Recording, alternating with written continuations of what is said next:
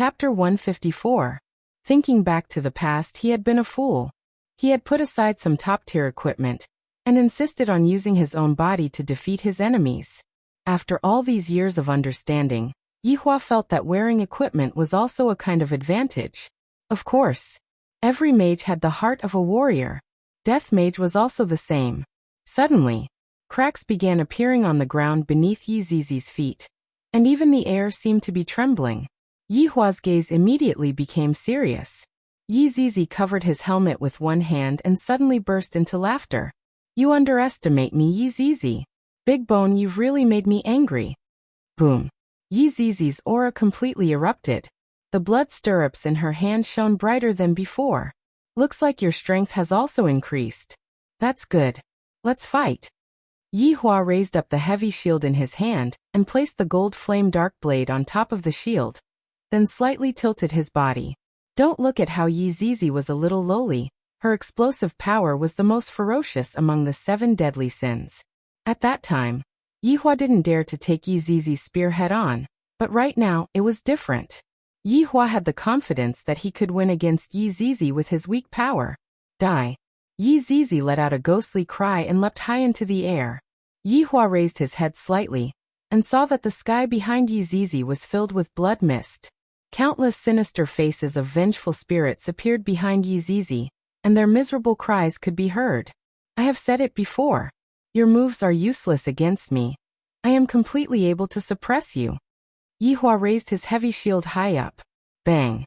A loud sound suddenly rang out between the heavens and the earth. The originally clear sky was filled with dark clouds, and it was soon dyed red by the color of blood. It was as if the entire world had fallen into blood. The collision of the weapons created a huge shockwave, and everything around it evaporated. This was just a simple collision. Blood Stirrup's solitary illumination could be seen emitting out a blood mist, which instantly enveloped Yihua. However, Yihua was just a skeleton, so where would he get the blood essence from? Yihua's main body was able to restrain Yi Zizi. "I have said it before, your moves are useless against me." Yihua's gaze turned cold, and the gold flame dark blade that was in his hand slashed towards Yi Zizi, while carrying along a berserk aura. Yi Zizi snorted and grabbed the blade with her left hand. Yihua's brows wrinkled.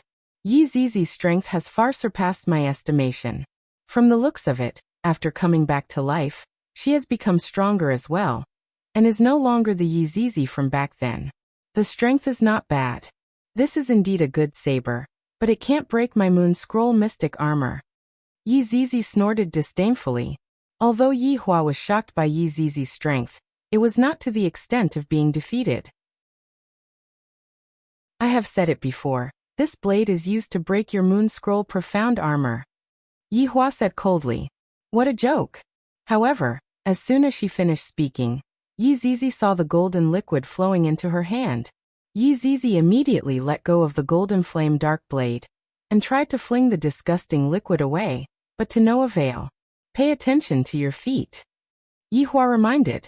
Yi Zizi looked and saw that another golden liquid had wrapped around her leg. "Yi Zizi, if you had listened to me back then and didn't poke those 2 holes, you wouldn't have died, but you didn't listen," Yihua shouted out coldly. Back then, the human Yi Zizi was also able to find Yi Zizi's flaw and kill her with a single strike. Yi Zizi scurried up and down, and countless holes were smashed open on the ground. However, those 2 golden liquid were just like glue, sticking tightly onto Yi Zizi's back and slowly crawling towards the holes on the Moon Scroll profound armor. "Get away from me, oh!" Yi Zizi, who was inside the armor, suddenly let out a ghastly howl. Yihua looked on silently. The Moon Scroll profound armor was only Yi Zizi's first line of defense, and her real body was the second line of defense. However, back then, the 3 Yi Zizi didn't even give Yi Zizi the chance to become her real body. Of course, I am also able to do it right now, but the 2 golden liquid finally crawled into the holes after much difficulty. Yi Zizi, who was still scurrying around just a moment ago, immediately stopped moving, as if her body was frozen. "You, just what is this thing?" Yi Zizi asked while standing there foolishly. Yihua said calmly, "The golden flame dark blade's formidability doesn't lie in itself, rather, it lies in those 2 golden liquid. Those two golden liquid are able to fuse into one's blood and spread a virus, causing one to lose their battle prowess. At that time, your moon scroll profound armor will only be a decoration. So that's how it is, Big Bone. You are powerful, but I am not willing to give up. Yi Zizi's tone was getting weaker and weaker, as if she was going to collapse at any moment. Yi Hua let out a breath. Just surrender. Yi Zizi laughed bitterly, then collapsed onto the ground with unwillingness. A light breeze blew past, and the broken ground was just like the surface of the moon. Potholes could be seen everywhere, causing one to exclaim in admiration. Yi Hua, who was dressed in godly equipment, did not move, and continued to look at Yi Zizi, who had collapsed onto the ground. After a long while, was it fun? Yi Zizi, who had collapsed onto the ground, paused for a moment, but she still did not have any reaction. You are still the same as before. Yi Hua said gravely. Yi Zizi's personality did not change. Then what exactly happened to her? Yi Zizi, who had collapsed onto the ground, could be seen immediately standing up and snorted. Big Bone, you are very boring. Yi Hua sighed. Seems like I have still underestimated Yi Zizi's ability. After coming back to life, she became even more valiant. Just like me, aren't Wei Chang and Lai Gu the same as well? Yi Hua kept the golden flame dark blade in his hand, and summoned out a sharp sword. Dark Abyss Cold Soul. The cold air that was emitted out from the sword caused Yi Zizi to go into a daze. Big Bone, you are shameless. Yi Hua snorted coldly, then leaped high into the air. I am already giving you face by fighting you in close combat. Sword Chi rushed towards Yi Zizi like a raging ocean wave, bringing along a power that could crush everything in the world. The color of the sky suddenly changed. Yi Zizi, who was within the armor, focused her gaze, then raised up the blood stirrup lone illumination spear in her hand, and the red light on the spear's body increased by a bit. This was a battle of strength against strength. However, the reason why Yi Hua chose to fight like this was because of their old friendship. And of course, the heart of a warrior was also unavoidable. The moment the two forces collided with each other, the two forces immediately exploded. Boundless power rose from the ground and broke through the layer of blood-red clouds. The terrifying airflow swirled around violently, forming a terrifying astral wind. Big Bone, your strength is indeed not bad, but compared to me, it is still a bit lacking. Yi Zizi laughed. Yi Hua laughed lightly. Is that so? I will let you see what is called strength. Let's wait and see. The two could be seen starting a battle of strength. This kind of scene was just like the end of the world. The ground was trembling, and even the sky had hidden itself deep within the clouds. Boom, boom, boom. Waves of loud sounds reverberated in the world, and the battle between the two had entered into a white-hot stage. The more Yi Zizi fought, the more excited she became, and her strength continued to rise. Coupled with the moon scroll profound armor, she could be said to be invincible in close combat. Chapter 155. In an instant, the two of them instantly separated from each other. Yi Hua looked at Yi Zizi calmly. Meanwhile, Yi Zizi's breathing was a bit chaotic, but her battle prowess was still extraordinary. Yi Zizi, seeing that you have such strength, I am rather happy. Yi Hua lightly waved his hand, and the godly equipment that he was wearing instantly disappeared, revealing his true form. Yi Zizi calmed her breathing and said in a sweet voice, Big Bone, are you going to admit defeat? Yi Hua's empty eye sockets immediately shone with a red light. Yi Zizi, you don't understand my true strength at all. Alright, you are starting to act cool again. Wait till I break your bones. Let's see if you are still going to act cool then. Yi Zizi snorted coldly, then pierced towards the space between Yi Hua's eyebrows. As for Yi Hua, he just stood at his original spot, and did not take any defensive measures. Blood Stirrup's solitary illumination blossomed with an incomparably powerful red light. Yi Zizi was planning to grab onto Yi Hua's loophole, and end the battle with a single strike. The idea is good, but just like what Yi Hua said, you don't know how powerful the enemy that you are facing is. Just when the tip of the spear was about to pierce through Yi Hua's skull, it actually stopped abruptly. The distance between the spear and Yi Hua's skull was merely 1 millimeter. From this, it could be seen how strong Yi Hua's control ability was. Yi Zizi was stunned for a moment, and then her expression changed drastically. She wanted to pull away, but she found that she couldn't move her body. Yi Zizi, in actuality, I am able to kill you just by moving my finger. However, do you know why I didn't kill you? Yi Hua said lightly. Yi Zizi didn't answer. She used all her strength, but she couldn't break free from the invisible shackles. Because I can't bear to. Sky Ghost Fire. Yi Hua shouted out faintly. 5 purple flames appeared around Yi Zizi. Each flame intertwined with each other to form a strange fire array. And Yi Zizi was in the middle of the array. Puff. The purple fire array immediately soared into the sky. The huge round purple fire looked as if it wanted to burn the sky, and Yi Zizi was being burned by it. Ah! I'm going to kill you. Yi Zizi roared within the flames, but to no avail. Yi Hua seemed to be waiting for an opportunity. Suddenly, he felt that Yi Zizi, who was in the fire, had a strange movement. You are still thinking of revealing your true form and escaping. You overestimate yourself. Divine Kuan Chain. Yi Zizi, who was inside the armor, had a drastic change in her expression. How is it possible that I can't even release my main body? The purple flames continued to burn Yi Zizi. The moon scroll mystic armor on her body had already turned purple, but even so, Yi Zizi's ponytails were still fluttering. Big Bone, I admit defeat. I admit defeat. Yi Zizi, who was inside the armor, could no longer endure the burning and loudly begged for mercy. However, Yi Hua ignored him and continued to wait. I admit defeat. What else do you want? A burst of evil aura emerged from the purple flames. Yi Hua lightly waved his hand, and the so-called evil aura quietly disappeared. Half an hour. 1 hour. 2 hours. You are ruthless. After finished speaking, Yi Zizi fainted. Yi Hua let out a sigh of relief. I have finally managed to make her faint from the fever. Alright, let's see what exactly is going on with you. He stretched out his hand, and a lamp appeared in his hand. The name of this lamp was Moonlight Candle. It was able to illuminate all unknown things and could be easily destroyed. However, it was a pity that it could only be used once, and after it was ignited, it would disappear. Furthermore, it had to be used when the target was at their weakest, otherwise, it would be completely useless. At the start, Yi Hua used his strength to resist against the flames because he wanted to test Yi Zizi's strength. Indeed, it was the same as what he thought. Yi Zizi's strength had indeed increased by a lot. Using Sky Ghost Fire to burn her was just to erase her consciousness, so that he could use Moonlight Candle. Withdrawing his hand, Sky Ghost Fire instantly disappeared, and Yi Zizi was still under Yi Hua's control. Moonlight Candle slowly floated above Yi Zizi's head, and the flame emitted from the wick illuminated Yi Zizi's entire body. Yi Hua's gaze was fixated on Yi Zizi.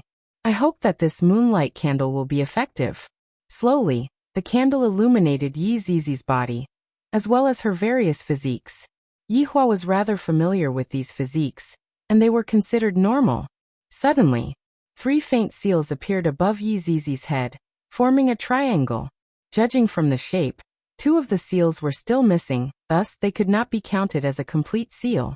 Yi Hua clenched his fists. To actually dare to place a seal on my subordinate. But Yi Zizi's ability is so strong. Who is able to place a seal on her? I will ask her later. Yi Hua lightly tapped with his finger, and the 3 seals immediately shattered.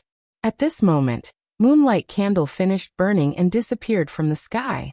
After the seals disappeared, all of the equipment on Yi Zizi's body disappeared as well. Yi Zizi, who was wearing a princess dress, slowly landed on the ground. Yi Hua summoned out his human form, took out a stick of cigarette, lit it up, and waited for Yi Zizi to wake up. After a long time, Yi Zizi, who was lying on the ground, rubbed her big eyes. Where is this place? So hungry. Yi Zizi sat up and pursed her lips. Suddenly, she saw an unfamiliar man in front of her, and the man was smoking a cigarette. So handsome, but this man has such a familiar feeling. Yi Zizi. Yi Hua shouted out gravely. Yi Zizi immediately recalled the battle that happened just now, and her pitiful face collapsed, and bean-sized tears immediately flowed out. Big Bone, Yi Zizi ran with all her might, and tears of joy fell down from the sky. Yi Zizi could be seen throwing herself into Yi Hua's embrace and crying bitterly. This is too miserable. Yi Zizi was just like an abandoned child. Yi Hua let out a sigh of relief, then patted onto Yi Zizi's head. Where did your imposing manner just now go? Big Bone, I know my mistake. Oh, Big Bone, I miss you so much. Yi Zizi wiped her snot and tears onto Yi Hua's clothes. Yi Hua wrinkled his brows. All right, you have to be punished for doing something wrong. Yi Zizi looked at Yi Hua pitifully, then raised her butt. Don't think that Yi Hua suddenly thought of spanking Yi Zizi, just that in the past, Yi Zizi often made mistakes, so Yi Hua could only spank her butt. Without any politeness, Yi Hua began to teach this mischievous subordinate a lesson. However, the fact that Yi Zizi was able to recover made Yi Hua very happy. All right. Yi Zizi touched her but then hugged onto Yi Hua's neck. Big Bone, Zizi misses everyone so much. Don't cry anymore, I still have some things that I want to ask you. Yi Hua said gravely. Yi Zizi wiped away the tears at the corner of her eyes. And Big Bone, ask me, I will tell you everything that I know. When did you wake up? And who placed the seal on you? Yi Zizi said without thinking too much. Around a year ago, Zizi woke up. At that time, there were a lot of priests who were sitting beside Zizi and chanting incantations, and there was even a magic tool placed on top of Zizi's head. When Zizi woke up, Zizi crushed the magic tool and sucked all of them in. After that, Zizi wandered around and discovered that this world is super fun. There are beautiful dresses to wear, just that I am too weak. Big Bone, you also know that Zizi is very lazy, so Zizi thought of a method, which is to gather the more powerful people together and suck them in. Unfortunately, the ones that came were still too weak, and I didn't have enough fun. After that, I met. Your Honor, please forgive Zizi. Woo, Your Honor. Acting coquettishly mode activated.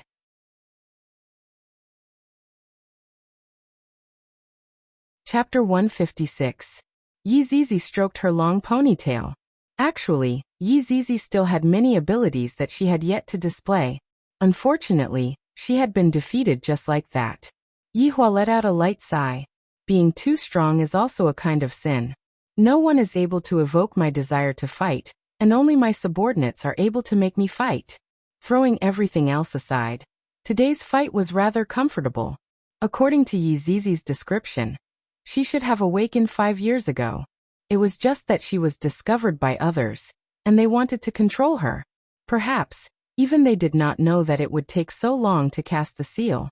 After all, Yi Zizi was too powerful. Even after several years, she was only barely able to cast the third layer of the seal. Before the second layer was completed, Yi Zizi had already awakened. It was just that it was amazing that humans had such a magic tool. However, thinking back to those Supremes in the past, they also had many powerful magic tools. It was normal for the people of this world to have one or two. Yi Zizi, who was in his arms, raised her pitiful face and said with grievance, Big Bone, have you forgiven Zizi? I'll forgive you if you don't call me Big Bone. Yi Zizi's face fell. But I've been calling you for a long time. Then I won't forgive you. I'll change, all right? Yi Zizi rubbed her head against Yi Hua's chest and acted coquettishly. Yi Hua thought for a bit. Right now, Qingya still doesn't know of my identity. If I were to have another little girl as my subordinate, and furthermore, the little girl is a little lowly, wouldn't she think that I am a pervert to have even taken a little lowly as my subordinate? Based on Yi Zizi's personality, it was obvious that she was a follower. Even if he forced her out, he didn't know what kind of trouble she would cause. He had tried it back then, and his game had just begun. He couldn't let Yi Zizi ruin it. It would be better to give her an identity. Yi Zizi opened her eyes wide and looked at Yi Hua. Yi Zizi looked extremely pitiful. Call me Big Cousin. When there's no one around, you have to call me Your Honor. Do you understand? He had to take this opportunity to change the way Yi Zizi addressed him. He had really indulged her too much in the past. Yi Zizi was overjoyed. Without thinking too much, she said, Big Cousin. He thought that Yi Zizi would be conflicted for a while, but he didn't expect her to be so straightforward. Yi Zizi had been in the human world for a year, so she knew that Big Cousin was a more intimate form of address. This was much better than Big Bones, so she readily agreed. Big Cousin, I want to see the gluttonous monster and the big bone dragon. Yi Hua knocked onto Yi Zizi's forehead. When there is no one around, call me your honor. Also, don't call them nicknames. Yi Zizi rubbed his forehead, then said while puffing out his cheeks, Your honor, Zizi understands. Go back, Wei Chang will tell you the details. Yes, let's go back. With that, the two of them disappeared from the ruins. After an unknown period of time, a figure suddenly appeared at the scene. He was wearing a purple and gold robe, and had a dragon crown on his head. One look and anyone could tell that he was from a rich family. When this person arrived at the scene, he only looked around curiously. After that, he began to look around anxiously as if he had dropped some treasure. The man could be seen scratching onto his face as he muttered softly. There was clearly a notification that the red packet was right here.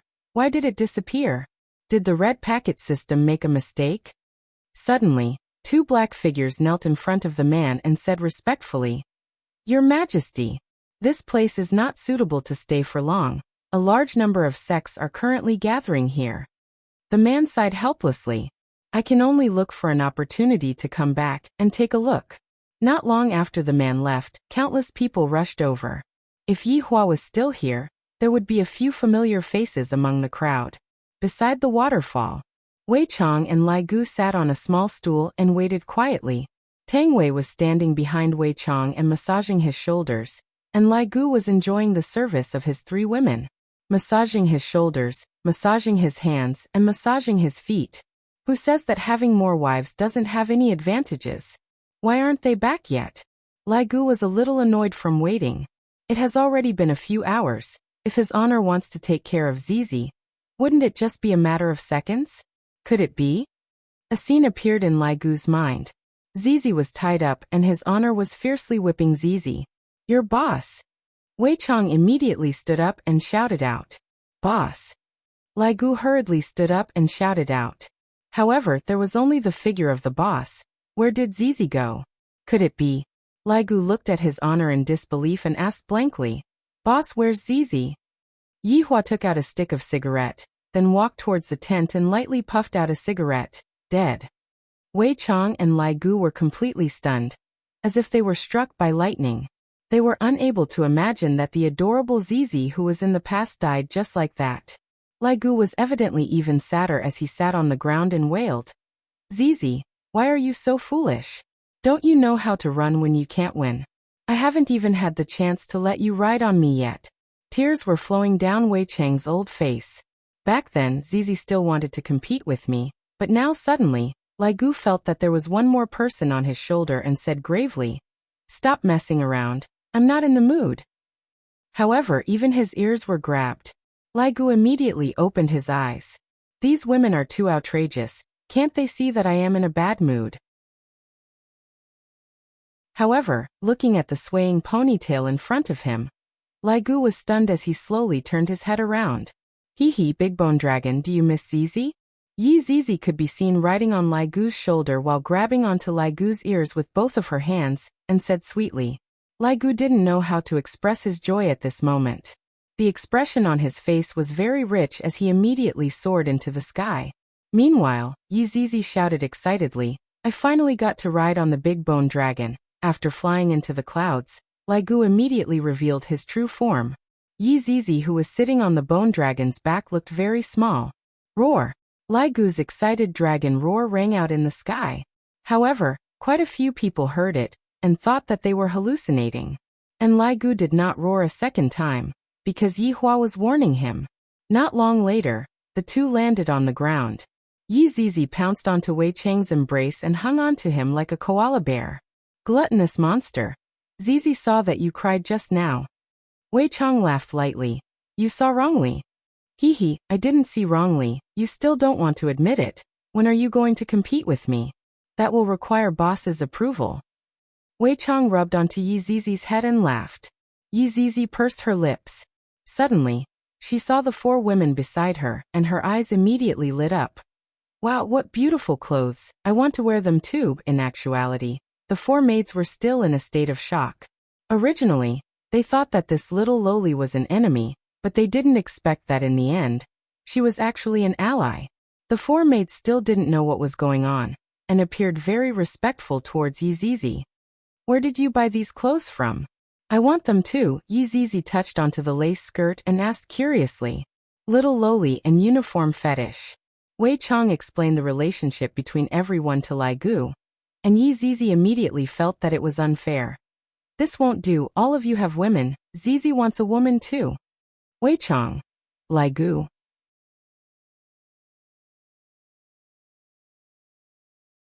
Chapter 157. Wei Chang chuckled and said, Zizi, lower your voice. Don't disturb Madam's rest. Madam? Who is Madam? Yizizi asked in confusion.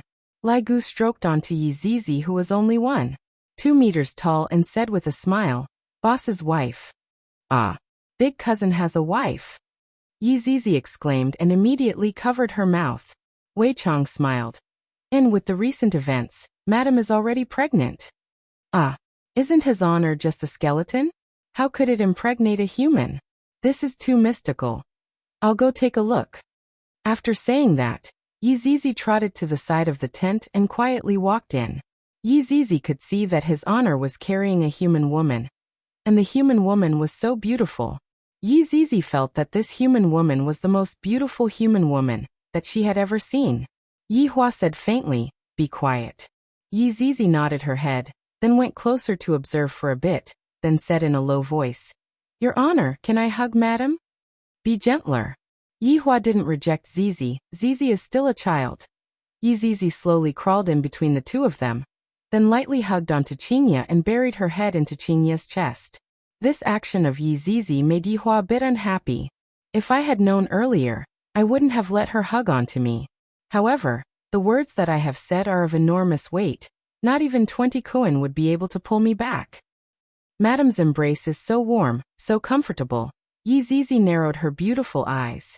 No wonder his honor would like this human woman. The cultivation world's king of vinegar couldn't stand it anymore and said, All right, let go of me. Your honor, hug me for a while more, just a while more, I beg of you. Qingya could be seen letting out a light moan. Then stretching out her hand, she hugged onto Yizizi. Qingya had definitely mistaken Yizizi for Yihua. This infuriated the king of jealousy.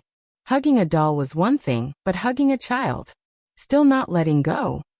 Yihua shouted out lightly. Yizizi felt wronged and said, It's not me, it's Madam who is hugging me and not letting go. Yihua could only forcefully pry open Yizizi's arms, then push Yizizi away from Yizizi. Sure enough, Yihua ended up hugging onto Qingya. Your honor, you are so stingy. Yizizi pouted her small mouth and said. Yihua glared at Yizizi, then said in a low voice, Remember to wait for me at the county town tomorrow. Oh, I got it. Yizizi responded and left the tent. Madam's embrace was so comfortable, soft and soft. Yizizi said a few words to Wei Chang, and left for the time being. The future is long. Yihua still didn't know how wrong his decision this time was. If he were to know what his little cousin would do in the future, he would definitely not be able to hold himself back from kicking her out and letting her fend for herself outside. While hugging onto the woman in his embrace, Yihua let out a breath. Yizizi doesn't like humans at all, and I didn't expect that she would fall in love with Qingya right away. From this, it could be seen that Qingya is also very unique. Looking at those tender and beautiful red lips, Yihua couldn't help but kiss onto them. So F***king soft, so F***king comfortable. Right now, it was already late at night, and Wei Chang and Lai Gu had also walked into their own tent. Not long after, Lai Gu's tent began to shake crazily. However, Lai Gu was very smart to set up a barrier, so as to not disturb his honor. Wei Chang's side was not as straightforward as Lai Gu. Looking at Lai Gu's tent, Wei Chang felt very envious. Uncle Wei, it is already so late, quickly come in and rest. Tang Wei opened up a corner of the tent and called out tenderly. Right now, Wei Chang really wanted to ask his honor for a stick of cigarette to calm himself down. Uncle Wei. Tang Wei shouted out with a red face. Wei Chang immediately revealed out a firm gaze. I will do as his honor said. I will just directly push her down. Seeing that Uncle Wei was walking over, Tang Wei shyly hid into the tent. Her face was completely red, and she was extremely nervous. After entering the tent, The entire tent could be seen to be decorated with red as the theme. Looking at Tang Wei, who had her head lowered and had a bashful look on her face, Wei Chang swallowed his saliva. What should I do now? Seeing that Uncle Wei was looking at her blankly, Tang Wei lightly bit onto her lower lip, then slowly undid her clothes. Wei Chang was startled. Tang Wei, what are you doing? I am taking off my clothes to sleep. Tang Wei's face was about to bleed. Uncle Wei is so stupid. What else can I do besides taking off my clothes? Wei Chang could be seen stretching out both of his hands. Tang Wei felt that her heart was about to jump out. Uncle Wei finally took the initiative. But Wei Chang put on Tang Wei's clothes and said with concern, "It is cold in the valley at night. It is better to wear clothes to sleep." Tang Wei. First blood, a drop of blood. Right now there was a huge shadow in Tang Wei's heart. Uncle Wei, can you be a bit more honest? Wei Chang let out a breath and immediately lied down. What should I do? How should I push Uncle Wei? Seeing that Uncle Wei lied down, Tang Wei also lied down beside Uncle Wei, and the tent became quiet again. After a long while, Tang Wei turned over and lightly hugged onto Wei Chang. Meanwhile, Wei Chang stretched out his hand and hugged onto Tang Wei's slender waist. This time, Tang Wei felt that there was hope as she said shyly, "Uncle Wei, don't you want to?" "I want to," Wei Chang said gravely. "Then why are you still in a daze?" Tang Wei felt that she was going to dig a hole in the ground. "I have already hinted to Uncle Wei crazily. Why isn't there any reaction from Uncle Wei?" Wei Chang sighed. "I want to sleep, but I really can't sleep." Puff. Double kill, double kill. Tang Wei immediately felt a wave of dizziness. "I really want to cry. Does anyone have any good ideas?" After a while, Tang Wei calmed herself down. "I don't believe that Uncle Wei doesn't understand. I have done my homework before coming here." Tang Wei slowly stretched out her slender hand and stroked onto Uncle Wei's chest. "Do you still not understand?" Wei Chang was very gratified as he laughed tenderly. "Xiao Tang, Uncle Wei isn't tired. I don't need you to massage me." Puff. Triple kill, triple kill. Uncle Wei actually feels that I am giving him a massage, my god. Why is it like this? Seems like I can only use my trump card. Tang Wei could be seen making up her mind. While stroking onto Wei Chang's chest, she let out a very alluring moan. Which man would be able to endure it? Tang Wei doesn't believe it. Wei Chang could be seen being startled as he asked with concern, "Xiao Tang, what's wrong? Is it because your respiratory tract is infected?" Puff. Quadrukill, quadruple kill. Tang Wei felt as if she was struck by lightning from a clear sky. Being struck by the lightning, Wei Chang said worriedly, "This valley is humid. You have to pay attention to your body. Do you understand?" Tang Wei didn't speak. She was already unable to think normally. "In the past, I thought that Uncle Wei's illness was only mild, but from the looks of it, it is not just mild, it is very serious. This is an illness, I have to treat it." Right now, Tang Wei felt that she must definitely cure Uncle Wei's illness. No matter how shameless she is, she must save Uncle Wei. Tang Wei could be seen hugging onto Wei Chang's arm and said tenderly, "Uncle Wei, you can be at ease. Today is my safe period. Nothing will happen to me." Wei Chang stroked onto Tang Wei's hair and said gravely, "Uncle Wei knows, with Uncle Wei here, not only today, you will be safe from today onwards." Pentakill, pentakill. "Ace, your woman has already been killed by you." Tang Wei felt that Uncle Wei was incurable. Oh my god.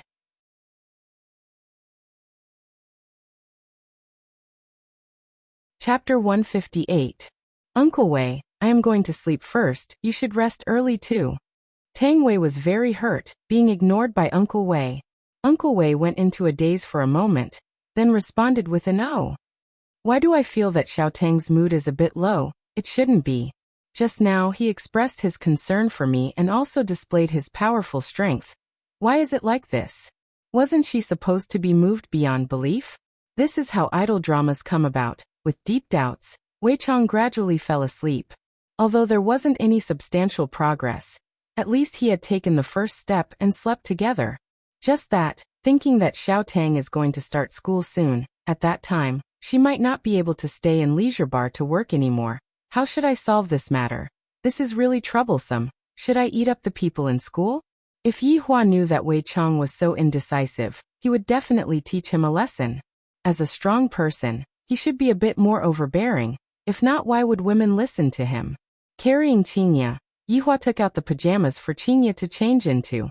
Looking at her body, it was even more alluring than the first time he saw her. Every inch of her skin was emitting out a faint fragrance, and even had a beautiful luster. In any case, no one saw it. Even if someone saw it, kill him to silence him. Gigi. The sun revealed itself from behind the peak of Tsongsong Mountain. A few rays of warm light shone onto the valley, causing people to feel a kind of sweet tiredness. Yihua slowly opened his eyes. Qinya, who was in his embrace, started to cry again, as expected. She is a whining monster. Yihua, I am hungry. Qinya, who was in her sleep, mumbled. Her beautiful eyes were reluctant to even open. If you are hungry, then get up and eat breakfast. I don't want to get up. Sleeping is very comfortable. Qinya moved her body, putting on a more comfortable position. Yihua laughed lightly. We are not at home. Qinya slowly opened her eyes and looked around. The scene from yesterday immediately appeared in front of her eyes. You had a nightmare last night. Looking at Qinya's fearful gaze, Yihua said faintly. Qinya's tightly knitted brows gradually relaxed. Dream? And you went to rest after eating yesterday. So it is like that. You scared me to death. Qinya patted her chest, immediately feeling that something was wrong. When did I wear pajamas? Yihua said. I helped you change. You are taking advantage of me again. Qinya said bashfully. Yihua pinched onto Baiji's tender face. All right, after you change your clothes, come out. After eating breakfast, we will go back. After finished speaking, Yihua walked out of the tent. The air here is rather comfortable. Lighting up a stick of cigarette, the four maids had already woken up very early to prepare breakfast. While Wei Chang was sitting at the side of the water in a daze, Lai Gu had yet to wake up. What's wrong? Yihua, who was standing at the side, asked. Wei Chang was startled, then hurriedly stood up and shouted out in a low voice, Your Honor. Yihua puffed out a mouthful of smoke. It's still early in the morning, and you are already frowning. How could Wei Chang possibly say such a thing out? It was too shameful. Your Honor is worrying too much. Subordinate is just thinking about a problem. Oh, what are you thinking about? Wei Chang really wanted to slap himself. I have so many excuses, yet I didn't use them, and I actually said this. I am going to have to face his Honor's examination again. I hope that I can still remember the places where I drew circles in the past. Think about his Honor's actions last night. Why did his Honor give the 9 demons punishing tower to Wang Debao and not someone else?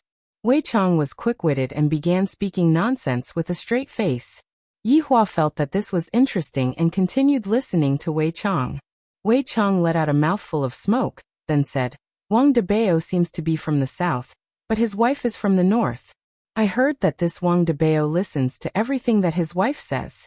By giving the ancient godly item to him, his Honor is equivalent to giving it to the north. This time, the south's reputation has been tarnished, and the south will definitely send a crusade against the north.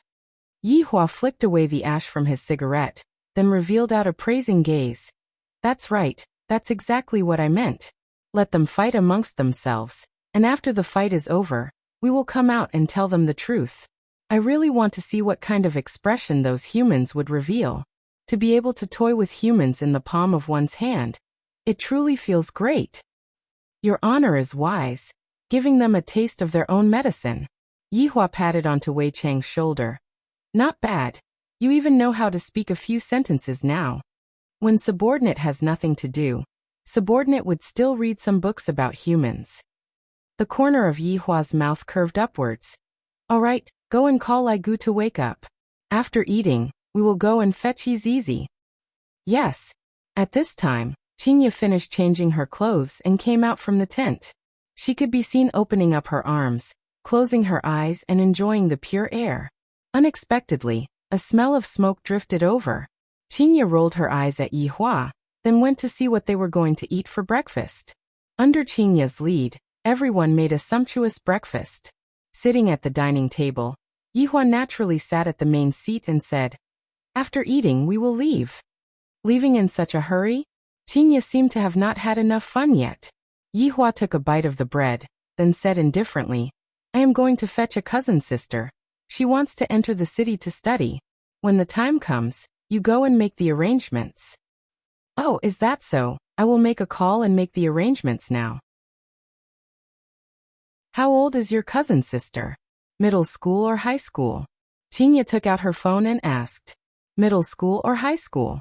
Yihua looked towards Wei Chang and Lai Gu, and the latter lowered his head, expressing that he did not know. She is 8 years old. Yihua himself did not know either, because he had never studied before. Qingye thought for a while, then muttered. If she is 8 years old, she should be attending primary school around grade 3.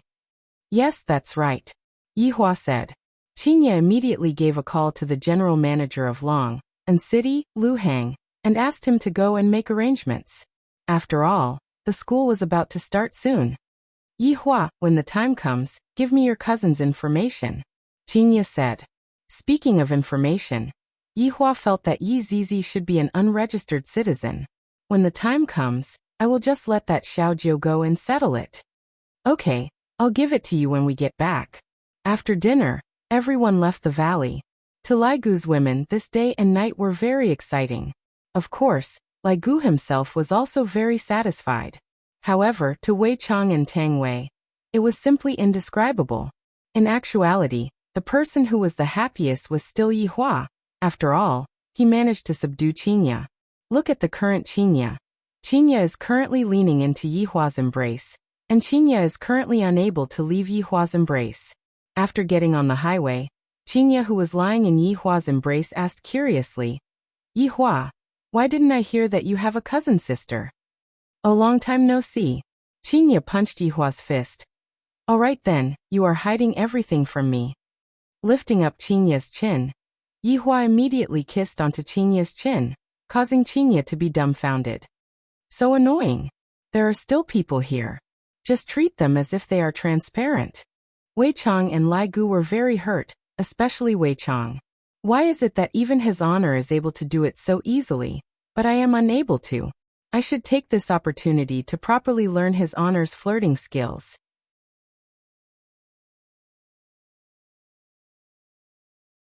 Chapter 159. In the Qian that was following behind, Tang Wei was a bit disappointed as she turned her head and looked outside of the car window. Tang Wei, did you do it last night? Bai Xiaozhen, who was sitting at the side, asked in a low voice. Sigh, if only I did it last night. Tang Wei shook her head, then let out a deep sigh. Thinking about how Uncle Wei acted last night, she felt both angry and funny at the same time. Iran, who was sitting at the front, also became interested.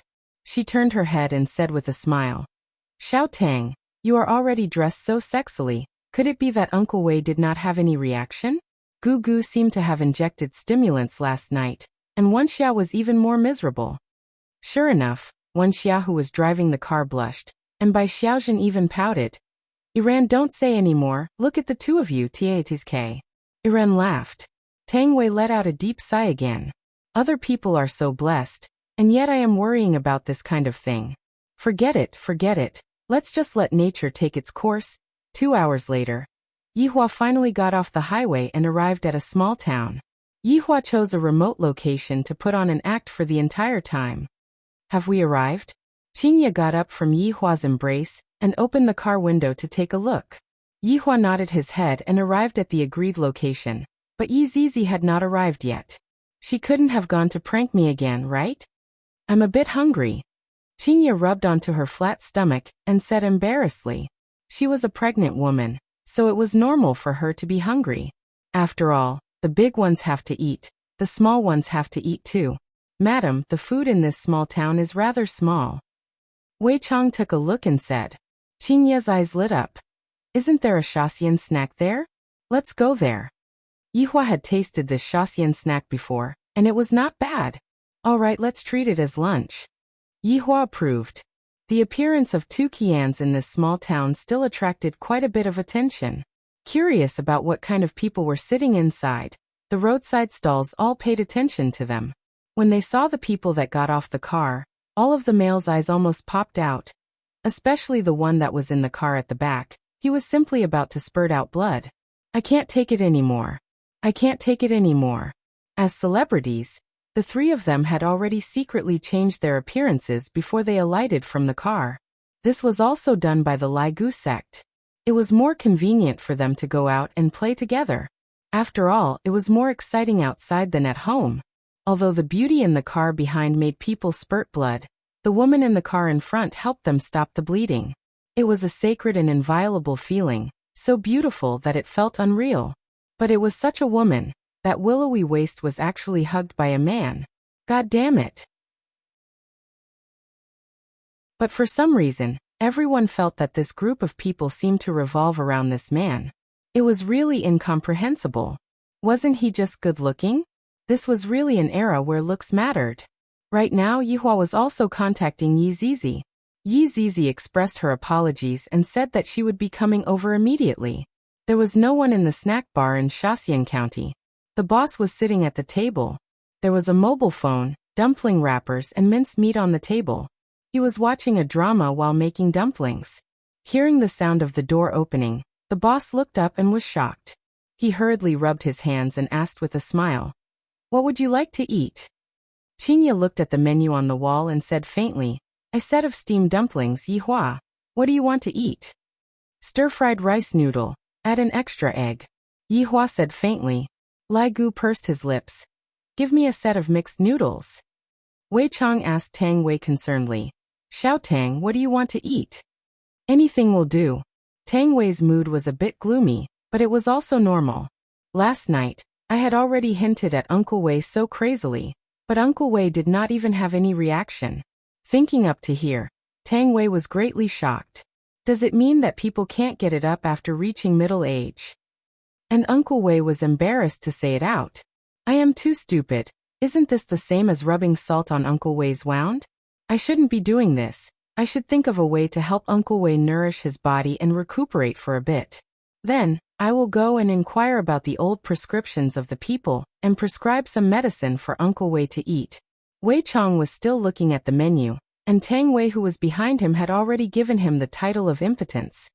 "Give me a ginseng black chicken soup then," Wei Chang said. Tang Wei had an as expected look on her face. Even Uncle Wei himself knows to nourish his body. My pitiful Uncle Wei has fallen into a chronic illness after reaching middle age. In the future, I have to take good care of him and not let Uncle Wei get injured again. Thinking about last night, Uncle Wei was definitely very gloomy. Last night, Wei Chang was indeed very gloomy. The four of them sat at a table, and very quickly, the steamed dumplings were served. Qinya felt that the steamed dumplings were pretty good. "Yihua, does your cousin live here?" Qinya asked curiously. That's right. I just want to go out and see the world." Yihua could only say this. Qinya said tenderly, "Girls should go out and see the world in the first place. Only then would they not be cheated by bad men." This is scolding the locust tree, while pointing at the mulberry tree. Wei Chang and Lai Gu really wanted to change to another table. The madam is too formidable, to the point that even his honor is speechless. Then, you have to go out and see the world more. Yihua was not someone who was easy to provoke. Qinya snorted and no longer paid attention to Yihua. "You only know how to talk back, zzz." The sound of the door attracted everyone's attention. The boss, who was currently working, looked towards the door, and the spoon that was in his hand even dropped onto the ground. This loli is simply asking for my life." Yizizi could be seen wearing a light blue off-shoulder princess dress. Her beautiful collarbone was faintly discernible. The butterfly knot on her waist was cute and moving, and layers upon layers of lace adorned the beautiful dress. She was wearing a big round hat on her head, and her twin ponytails were hanging very naturally behind her head. Different from yesterday, her ponytails were slightly curled up today. Seems like she might have gone to have her hair permed just now. Her pair of small hands were even wearing long gloves, and she was even holding onto a cute little umbrella. She looked just like a little loli that walked out from a two-dimensional world. Looking at Yi Zizi, who was dressed up like this, Yihua couldn't help but feel a bit of a headache. "She is your cousin?" Qinya mumbled and asked.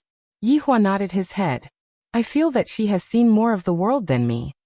Qinya felt that this little loli was a princess from a European royal family. For her to be dressed up so gorgeously, it seemed as if she was going to attend a very important banquet. Yi Zizi was indeed thinking like that. In any case, it was her first time meeting the madam, so of course, it had to be a bit more grand. Thus, she forgot about Yi Hua's words. Big brother, Yi Zizi waved her hand excitedly, and her pair of eyes curved into the shape of a crescent moon. If it was possible, Yi Hua didn't want to respond. Coming. Hello big sister-in-law, I am Yi Zizi.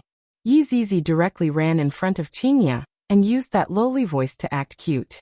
In actuality, Qinya had never seen such a cute little loli before, but why do I feel that she looks familiar?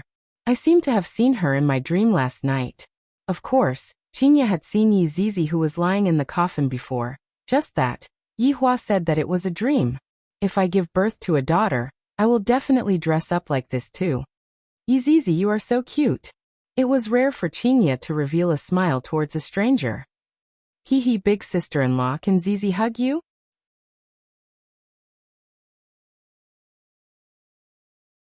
Chapter 160. This was the death stare of a supreme being. No, the stare of the Vinegar King. What are you hugging? Yi Hua shouted out coldly. In this world, I am the only one who is capable of hugging. Sure enough, Yi Zizi's hand that was stretched out immediately retracted back, then lowered her head, causing Qinya's heart to ache endlessly. What are you doing, yelling at a girl? Qinya glared at Yi Hua petulantly, then squatted down and lightly hugged onto Yi Zizi. Ignore him, he is the king of jealousy. Yi Zizi's face immediately brightened up, and with a smile on her face, she leaned into Qinya's embrace. Sister-in-law, your embrace is so warm. This little girl was too good at talking, just like Ali. Zizi is also very pretty. Cousin-in-law likes her very much. What do you like? Pay the bill and leave.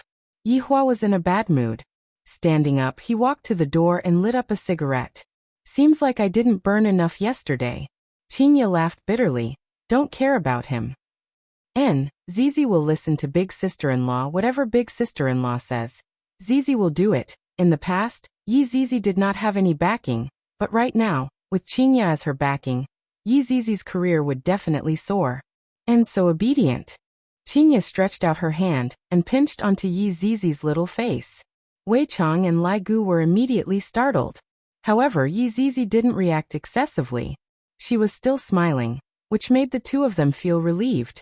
They were afraid that Yi Zizi would instantly kill the madam. Other than Yi Hua, Qinya was the second person who dared to pinch Yi Zizi's face. No. Qinya was the first human who dared to pinch Yi Zizi's face. Yi Hua gave a serious warning to Yi Zizi, while Yi Zizi expressed that it was sister-in-law who was holding her hand, and that she was being wronged. Only a fool would believe you. Half an hour ago, Qinya was still snuggling up to Yi Hua, and right now, Yi Zizi was sitting in the middle of the car. Sit in the car at the back. Yi Hua said. Yi Zizi immediately revealed an expression of fear, then immediately hugged onto Qinya. Pouncing onto Qinya was a matter of course. Qinya patted onto Yi Zizi's shoulder, then said to Yi Hua, "Why are you being so fierce for? The one who was supposed to receive it is you, and the one who is supposed to be scolding right now is also you." Wei Chang and Lai Gu pretended not to hear anything. Lai Gu, when we reach Long and City, bring Yi Zizi to look for a house to stay in. Yi Hua decided to change his way of thinking. Before even waiting for Lai Gu to reply, Qinya said unwillingly, "You are letting an 8-year-old little girl stay outside by herself. Is there any big cousin like you? 8 years old? Even if it wasn't 8,000, it would at least be 800. Sister-in-law Zizi is scared," Yi Zizi said pitifully. "Yi Hua, you don't have to argue with Yi Hua anymore. Yutong's room is big enough. Just let Zizi and Yutong sleep in the same room." Qinya gave a suggestion that could not be opposed. But was it really okay to let two Chinibu girls sleep together? Aren't you afraid of causing a commotion? If Qinya knew about Yi Hua's future development, she would definitely agree to Yi Hua's request. Going out to live was also a kind of release. After all, a child should live independently as early as possible. Yi Hua glared at Qinya. "If anything happens, you settle it yourself." "Let's settle it then." Qinya snorted. "Eldest cousin-in-law, You are so good to Zizi. Yi Zizi smiled sweetly, which melted Qingya's heart. Just that, when Qingya saw that Yi Zizi's pupils were scarlet red, she became very puzzled. Zizi, why are your eyes red? Did you wear cosmetic contact lenses? Yi Zizi blinked her beautiful eyes. No, Zizi was born like this. Although it was rather weird, this pair of red pupils and Yi Zizi were still quite effective. 4 p.m. in the afternoon, the group of people arrived at the entrance of Leisure Bar. Qingya brought Yi Zizi into the bar first, while Yi Hua had to give a few instructions. Do not slack in your intelligence work, report to me on time every day. Also, let Xiao Jiu go and handle Yi Zizi's identity information. Yi Hua said faintly. Yes. Yes. Yi Hua nodded his head, lit up a cigarette and walked into Leisure Bar. Wei Chang unbuckled his seatbelt and said, You can go back first, I will go and send Xiao Tang off. Gluttonous monster. What are you talking about? Send her off by car. You are even riding a bicycle to send her off. Right now, Lai Gu was very extravagant. Lai Gu could be seen opening the car door and saying, This car is for you. Don't be too stingy when chasing after a woman sometimes. You also need to give her some face. Wei Chang went into a daze for a moment, then felt that what Lai Gu said was right. Not having a car was indeed inconvenient. I won't be polite then. Lai Gu immediately revealed out a crafty smile. Then, I will hand over the matter that your honor instructed me just now to you. Bye-bye. After pausing for a moment, Lai Gu added another sentence. Grab hold of the opportunity at night. As a brother, I can only help you to this step. Wei Chang knew that Lai Gu definitely did not have good intentions by gifting a car for no reason. However, this kind of small matter can be handed over to Death Mage to take care of. After sending Xiao Tang back, I still have to go to work at night. Not long later, Tang Wei sat on the car and cried out in surprise. Uncle Wei, why did you suddenly want to buy this car? It was definitely Lai Gu who said it again. It's convenient for me to pick you up. Wei Chang stretched out his hand and stroked onto Tang Wei's cheek. But this car is too expensive. It's fine, Uncle Wei can afford it. Wei Chang laughed and headed towards Tang Wei's residence. Lai Gu went back as well. I haven't even handed over my public allowance for today. In Leisure Bar. Just when Yi Hua walked up the stairs, he heard Qing Yutong's cry of surprise and Yi Zizi's cry of surprise. Pushing open Qing Yutong's door and taking a look, even Qingya went into a daze at the side. Qing Yutong could be seen wearing a level 3 helmet, a level 3 bulletproof vest. A frying pan was hanging on her butt, and she was also wearing a teacher's uniform. Yi Zizi's gaze was fiery, as if she had found a like-minded comrade. Brother-in-law, big sister, you two only went out for a day, and the child is already so big. Qing Yutong cried out in surprise and carried Yi Zizi up. This little loli is too cute. Yi Zizi felt that this aunt's embrace was not as warm as her sister-in-law's, but it was still rather comfortable. Whoa. Aunt, you are going to suffocate me to death. Yi Zizi couldn't take it anymore. This aunt is too savage. Aunt. Qing Yutong immediately collapsed.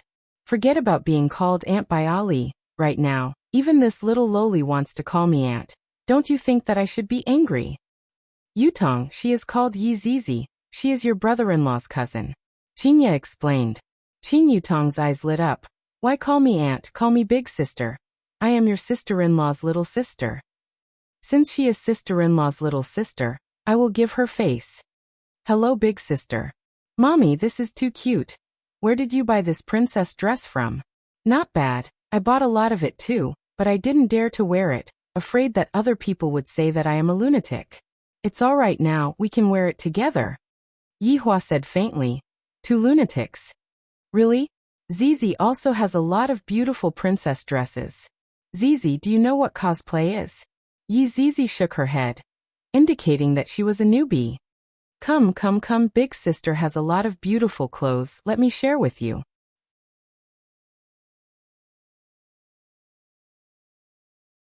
Chapter 161. Qingya had originally thought that Yi Zizi would stick to her very much, but I didn't expect that. Yi Zizi would be snatched away by her younger sister. It's just a few pieces of clothing, do you think that it'll hurt or not? Yi Hua walked in front of Qingya and said faintly, This is just the beginning. In the future, You will have to suffer. After finished speaking, Yihua walked into the bedroom and prepared to take a bath. Qingye seemed to be able to see through why Yihua was worried. Look at that smug look on her little sister's face. As if I have a lot of beautiful clothes that you don't. Meanwhile, Zizi's eyes were shining brightly, and her face was filled with envy. Letting out a sigh, Qingye walked into the bedroom, and just happened to see that Yihua was currently changing his clothes. Originally, Qingye wanted to avoid Yihua for a while, but thinking that they were already an old couple, what was the point of avoiding Yihua? What's wrong? You're not going to seduce them anymore? Go to hell. Qingye snorted. Since you asked Yi Zizi to come over and live with me, you will have to be responsible for her in the future. Yihua said faintly, then walked into the bathroom. Qingye let out a deep sigh, then sat on the bedside and covered her face. Yi Zizi doesn't seem to be that lowly that she looks like on the surface. At this moment, in the Bai family in the far north, Bai Cixin held the 9 demons punishing tower in her hands and studied it carefully. Meanwhile, the black mist above the 9 demons punishing tower slowly wrapped around Bai Cixin's hands. Wang Debao and Bai Qi stood at the side. Honey, be careful. Wang Debao shouted worriedly. Bai Cixin shook her head and said softly, I'm fine. Don't be nervous. Sure enough, the black fog only circled around for a while before shrinking back into the tower. We have the 9 demons punishing pagoda. Our Bai family can also become an aristocratic family. Bai Cixin slowly put down the 9 demons punishing tower. Her beautiful eyes were filled with the yearning for power. Congratulations on getting your wish, big sister, Bai Qi said with a smile. Wang Debao was the same. Congratulations, my wife. Bai Cixin chuckled. Our Bai family is not the only one who has an ancient godly device. The Xiao family also has one. However, there is only one spot. Sis, why don't we destroy the Xiao family? Bai Qi suggested. Bai Cixin picked up the teacup, blew on it gently, and took a sip. I want to, but there are rules. Xiao Yi is at his weakest right now. This is indeed a good opportunity. Wang Debao said in a deep voice. How about I go there and probe it first? There's no need for that, so as to avoid alerting the enemy. Seizing the ancient godly item and squeezing into the aristocratic families is only the first step, and our next step is not just the aristocratic families, but also the 3 big shots that restrict the aristocratic families. Speaking of the 3 tycoons, Wang Debao and Bai Qi's expressions became grave. In order to become an aristocratic family, the first thing they needed was an ancient godly item. Every 5 years, there would be a selection. Originally, the Xiao family had already entered the ranks of aristocratic families, but unfortunately, another ancient godly item had appeared, causing them to have to fight for that slot. For the aristocratic families, the first reaction was that they were mysterious, but for the 3 giants above the aristocratic families, they were even more elusive. After all, no one from the 3 giants had ever appeared before. No one knew what they were capable of, where they were, or how strong they were. However, there was one thing that could be seen clearly, and that was that all of the aristocratic families were restricted by the 3 big shots. If not, they would have fought with each other a long time ago. Who didn't want to collect more ancient godly items? Thus, the 3 big shots declared that all aristocratic families could only possess one ancient godly item, and they were not allowed to participate in the worldly plundering. Those who violated this rule would be exterminated. From this point, it could be seen how big of a risk Tang Wushuang had taken to invite Yi Xiao over. Fortunately, Yi Xiao left in the end. Bai Cixin put down the teacup in her hand and said faintly, Hubby, have you transferred all of your companies over? Once this matter is out of the south, you won't be able to go there anymore. Wife, don't worry, the headquarters in Gaohai City is just an empty shell. Wang Debao was a little smug. Bai Cixin praised. Hubby, not bad, you even know how to prepare for a rainy day. Learning from my wife, I definitely have some experience. Then, hubby, what kind of experience did you conclude this time? Bai Cixin said with a gentle smile. Wang Debao was instantly stupefied. Even Bai Qi couldn't bear to look straight at him. Who asked you to act cool? Wang Debao coughed lightly and said gravely, This time, under the wise leadership of my wife, It wasn't easy for us to obtain a great victory. If it wasn't for my wife's intelligence, how could I, your husband, be able to succeed so easily? Bai Cixin covered her mouth and laughed lightly. To be able to receive such a high evaluation from my husband, I, your wife, am overwhelmed by the favor. It's what I should do, it's what I should do. Wang Debao laughed mischievously. He was looking forward to the reward very much. After withdrawing her smile, Bai Cixin asked seriously, "Hubby, tell me what happened last night in detail, don't leave out any details." "All right." In the next hour, Wang Debao fully displayed his eloquence, turning himself into an undying hero, and obtained the most valuable treasure. Brother-in-law is truly amazing, to be able to deceive those few families. Bai Qi sighed. This brother-in-law of mine looks like a simpleton, but in actuality, he is full of evil tricks. After hearing what Bai Qi said, Bai Cixin didn't say anything, and with a grave expression, she stood up. "You said that the black robe appeared at the start, and he even brought along Yun Sect's sect head, Sun Fang. And in the end he ran away for no reason?" "That's right, I am also puzzled. They suddenly appeared, and I thought that they were also after the ancient godly item, but who knew that they would run away?" Wang Debao also didn't understand what was going on. Sun Fang's reputation had already spread far and wide a few days ago, and yet, this black robe brought her out again, making her furious, making her hate. Could it be that the black robe wants to make her his own? Bai Cixin muttered. "Big sister, you can even think of this," Bai Qi exclaimed. Wang Debao chose to remain silent, otherwise he would have to ask more questions later on. Bai Cixin continued, "Even though I've never seen that black robe before, I'm sure that a powerhouse like him wouldn't do something so despicable. Someone must have slandered him, and Black Robe took advantage of this to isolate Sun Fang. This is also why Black Robe suddenly appeared. He wanted everyone to slander Sun Fang, so that Sun Fang could see her situation clearly."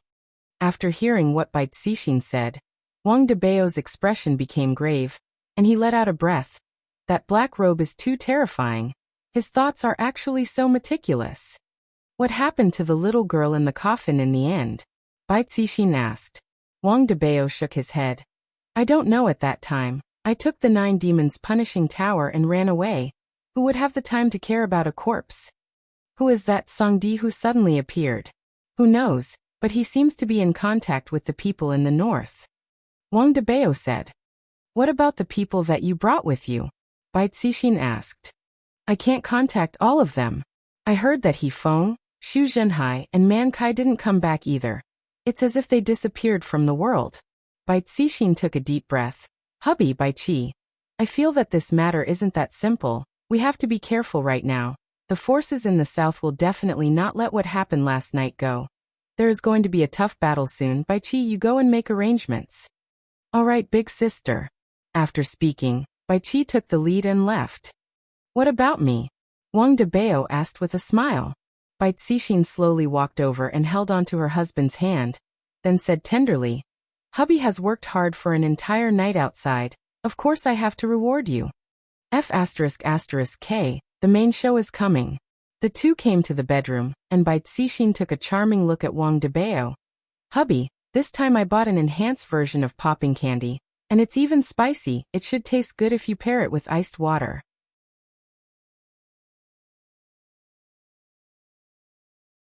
Chapter 162. Zijin City. Within Tang family's manor, Tang Wushuang was currently sitting on the sofa, while trembling with fear. Behind him were his 2 wives, Quan Anrong and Mu Jia. A middle-aged man was sitting on the sofa in the middle. His hair was smooth and shiny, thick eyebrows, big eyes, tall nose bridge, and the shape of his face was even more so the golden ratio. Just that his dressing was a bit casual, with a shirt, flowery shorts, and flip-flops. The man looked at his phone, then picked up the teacup and took a sip, and his brows slightly wrinkled. Upon seeing that, Mu Jia immediately walked forward and personally poured the tea for him. Suddenly the man shouted out, "This damned author is breaking a chapter again. It's fine if he updates slowly. He even breaks chapters every day, and he even shamelessly asks for tips, asks for recommendation votes. Wushuang, send me a box of razor blades to this author. Forget it." Directly find this author for me and ask him to update for me every day. If he doesn't update, I'll beat him to death. Tang Wushuang laughed dryly. All right, master, I'll do it immediately. The man's name was Gui Chengren.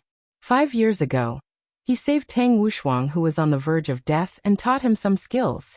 After that, Tang Wushuang returned to the city and showed off his capabilities, taking back everything that belonged to him. Gui Chengren put down his phone, then picked up the teacup again and took a sip. It has been a few years since we last met. Wushuang, your harem has increased again. It is all thanks to master. If not, how would Wushuang be able to achieve what he has today? Tang Wushuang said sincerely. He was actually rather unfamiliar with his master. His master could be said to be an existence that came and went without a trace. Woman, you have indeed achieved something, but your authority did not change at all. Master is a bit disappointed. Gui Chengren put down the teacup and took out a stick of cigarette. Tang Wushuang immediately lit up the cigarette and said, Master, disciple has already reached this stage. Disciple is also powerless. It is too difficult for disciple to climb any further. With your current mentality, it would be good if you don't drop. Gui Chengren took a puff and said disdainfully. Tang Wushuang lowered his noble head and did not have any temper in front of his master. Master can poke me to death with just a finger. The reason why master came this time is to ask you why you didn't manage to seize the ancient godly item. The reason why master came this time is to ask you why you didn't seize the ancient godly item. Quan On Rong could be heard saying, Master, you can't blame Wushuang entirely. He called Yi Xiao over, but Yi Xiao didn't keep his promise and also. And Rong don't speak. Tang Wushuang shouted in a low voice. Gui Chengren's gaze turned intent, and he slowly said, Wushuang, not only do you not have the drive to improve, but the women you teach are also lawless. Women shouldn't interrupt when men are talking. Quan On Rong's pretty face instantly collapsed. You two leave first. Tang Wushuang said gravely. Originally, I thought that by bringing the two of them by my side, they would be of some use. After all, their brains were very good, but I didn't expect that it would be like this. Mu Jia pulled Quan On Rong away quickly. Her husband's master was moody and very strange. He could even be so engrossed in reading novels. Master, they are not sensible. Please don't be angry. Tang Wushuang fawned. Right now in this kind of situation he still needed his master's help. They don't know any better, and you don't know any better either. This woman has messed up your mind. Tang Wushuang hurriedly replied. Yes, yes, yes, what teacher said is correct. Back then, I saved you on a whim and taught you some cultivation techniques. You performed well in the past few years, but this year has disappointed me. When you go out, don't say that you are my disciple. Tang Wushuang lowered his head and listened to his master's lecture. Gui Chengren let out a sigh of relief. The Nine-Devil Punishment Tower is in my family's hands? Hearing that master changed the topic, and it was an ancient godly item, Tang Wushuang felt that his hope was ignited again. As long as master is willing to make a move, then everything will go smoothly. That is indeed what the scout reported. After Wang Debao obtained the Nine-Devil Punishment Tower, he hurriedly rushed to Zijin City and went to Bai family. Gui Chengren paused for a moment. Right now, Bai family has an ancient godly item. Xiao family also has one, but you don't. Could it be that you still want master to help you snatch it? Disciple doesn't dare. The rules of aristocratic families cannot be changed. If you want to squeeze in, you have to snatch it. Which family do you think is easy to snatch? Gui Chengren asked faintly. Is there a need to ask? It is definitely Xiao family's Xianyuan sword. Xiao family. Tang Wushuang said gravely. Since you know it is Xiao family, why didn't you make a move? Gui Chengren asked back. Tang Wushuang still remembered their old relationship. After all, Xiaoyi had helped him quite a bit back then. Now it is really hard to stab him in the back. When one is in a great position, one will slay a god, not to mention an individual. Disciple has learned his lesson.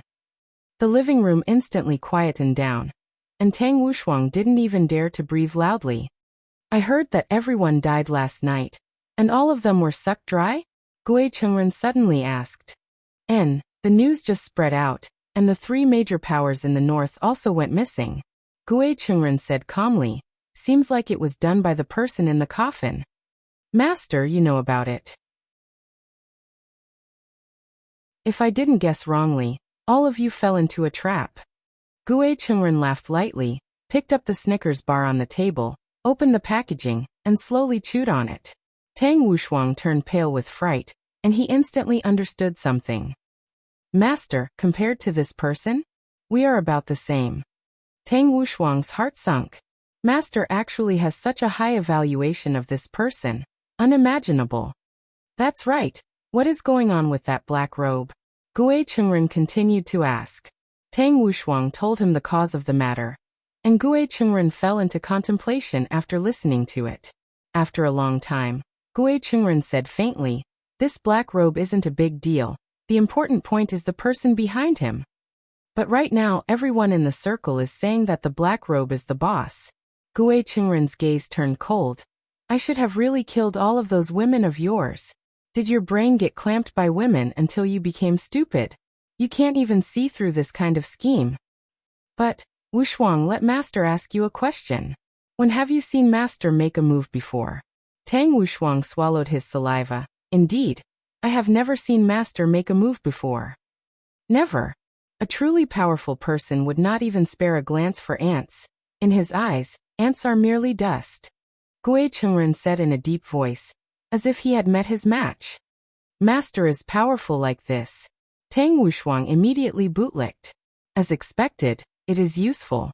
Gue Chungren leaned on the sofa, and with a deep gaze he said faintly, "Master has a feeling that the dispute between the North and the South was planned by this bar. Wushuang, investigate this bar properly." "Disciple understands, Master. Then who exactly is the boss of this bar?" Gue Chungren let out a heavy sigh. "If it isn't that boss, then it is that security guard. One of them is the mastermind behind the scenes." "All right, Master is going to rest now. Master, do you want Disciple to make arrangements for you? It is better for you to keep those useless women for yourself. Don't forget to help Master tie up that author. If he doesn't write, I will break his legs."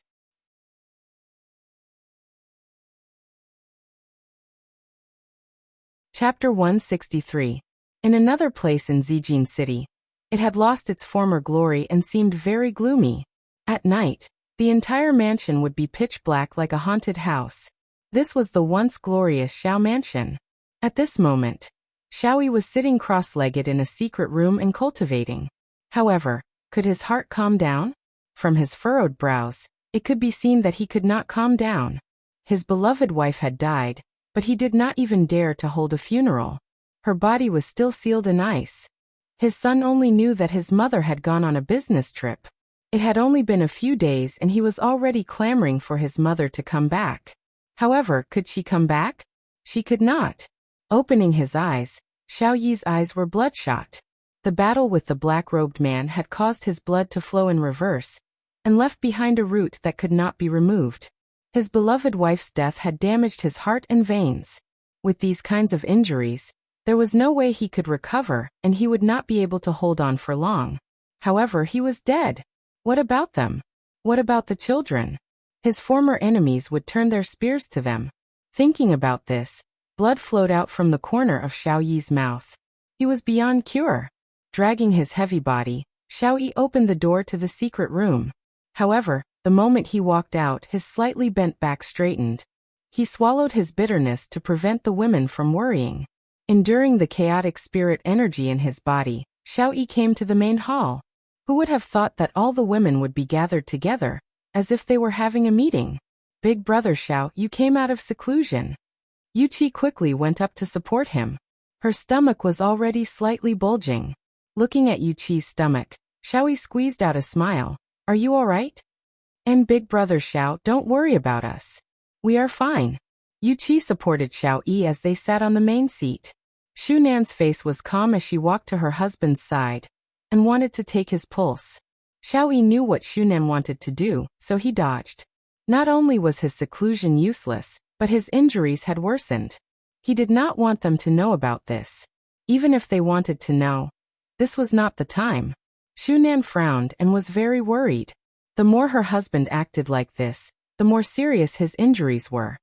"What are you guys talking about?" Xiaoyi tried to maintain a relaxed state. He had been in seclusion these past few days and did not know about the outside world. Yuqi smiled and said, "Nothing, it's just company matters." "Do you need to do this to the company's matters?" "Just say it, no matter how big the matter is. It is already in the past." Xiaoyi laughed bitterly. "If I can go back in time, I should learn from Wang Debao and return the money." He had thoroughly played out the phrase, losing one's wife and losing one's soldiers after losing one's wife. The girls looked at each other. Finally, Shunan told them what had happened these days. "Wushuang is here to give money?" Xiaoyi felt gratified. At least he hadn't made friends with this brother for nothing. Yuqi didn't understand it that way. "Brother Xiao, when Wushuang came that day, you were already in seclusion," and he looked a little absent-minded. "I don't think it was as simple as giving him money. Maybe he's worried about my injuries. Wushuang isn't as bad as the other families." Xiao Yi's voice wasn't strong and was very weak. The women did not continue to speak, lest they made their husbands angry. They had to take it slow, because the next matter would be even more serious. After a long time, Xiao Yi listened to everything and didn't have much of a reaction. Instead, he let out a sigh of relief. The heavens wanted my Xiao family to die. The women didn't say anything. They didn't want to continue to provoke their men. Yuqi said seriously, "Brother Xiao, the Bai family might do something bad to us. We should plan ahead." "Bai family? I'm afraid it's not just the Bai family. The Xian Yuan sword in my hand is a hot potato that everyone wants." Xiao Yi said coldly. "If a tiger fell to the plains, it would be bullied by dogs. Brother Xiao, how about we hand over the sword and let them do whatever they want?" Shu Nan's suggestion was probably what all the women were thinking. If the sword was gone, it was fine as long as the person was still alive. However, Xiaoyi didn't think so.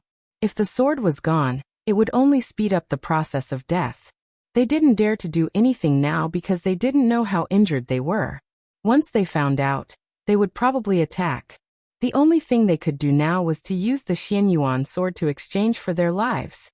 "Don't worry, I have plans." Xiao Yi smiled. If the sword couldn't exchange for their safety, then he would exchange for his life. The women had blind trust in their husbands. They thought that Xiao Yi really had a good idea, so they were happy. "Brother Xiao, let's eat first. Only when we are full will we have the strength to do things," Yuqi said tenderly. Together with Shu Nan, she helped Xiao Yi to stand up. And Shu Nan took this opportunity to immediately check her husband's pulse. Her face that was originally still red immediately became pale like a piece of white paper. This kind of pulse is the sign of death. That's why the words I said just now were all lies. Brother Xiao is going to die. Xiao Yi took a look at Shu Nan. His meaning was very clear. He was telling her not to speak carelessly. The happy atmosphere on the dining table was no longer like it was in the past. Meanwhile, everyone in the bar started eating. Crayfish feast. Qingye was immediately stupefied. This is revenge for me for not serving him well during those few days. Not only is he a jealous king, he is also a miser. While crayfish, Zizi loves it the most. Yi Zizi immediately wore her gloves. Yi Hua coughed lightly and hinted to Qingye. Qingye bit onto her lips and helplessly wore her gloves to peel the crayfish. After dipping the crayfish meat into the gravy, she placed it into her husband's bowl. Yi Hua was very satisfied. This crayfish meat is becoming more and more fragrant. Qing Yutong looked at the two of them. Just going out for a trip and they have already reconciled. This is really fast. Looking at big sister's expression, needless to say, brother-in-law definitely won. Brother-in-law eat the crayfish. How could Qing Yutong let go of this time to flatter Yi Hua? If I want to have meat to eat, I have to flatter brother-in-law. Big brother, here, Zizi will peel the crayfish for you. Yi Zizi and Qing Yutong's mentality was not much different from each other. As for Yi Hua, he couldn't care so much about it. This is the treatment that a supreme overlord should enjoy, comfortable. Yi Zizi, go to school half a month later and study. Yi Hua said faintly while eating the crayfish meat and drinking the ice Sprite. You are letting an old monster go to school. Aren't you afraid that she will eat all of the teachers in the school? As expected, upon hearing about going to school, Yi Zizi collapsed. Big brother, I don't want to go to school, I want to eat chicken. Yi Hua and Qing Ye's gaze immediately looked towards Qing Yutong, while Qing Yutong pretended not to hear anything and continued peeling the crayfish. Big sister, eat the crayfish, brother-in-law, eat the crayfish. Qing Yutong, how can you lead a child astray? Qing Ye criticized harshly. It has only been a few hours, and you have already made an innocent and pure lowly degenerate to the point where she wants to eat chicken without even going to school. Qing Yutong raised up both of her hands and said with grievance, brother-in-law, big sister, you really can't blame me for this. After finished speaking, Qing Yutong even pulled onto Yi Zizi's skirt. Big brother, big sister-in-law, you really can't blame big sister Qing. Big sister only told me how to operate the game, and also how to control the gun and snatch the airdrop. It was Zizi who got addicted to it. Yi Zizi said pitifully. Pooh.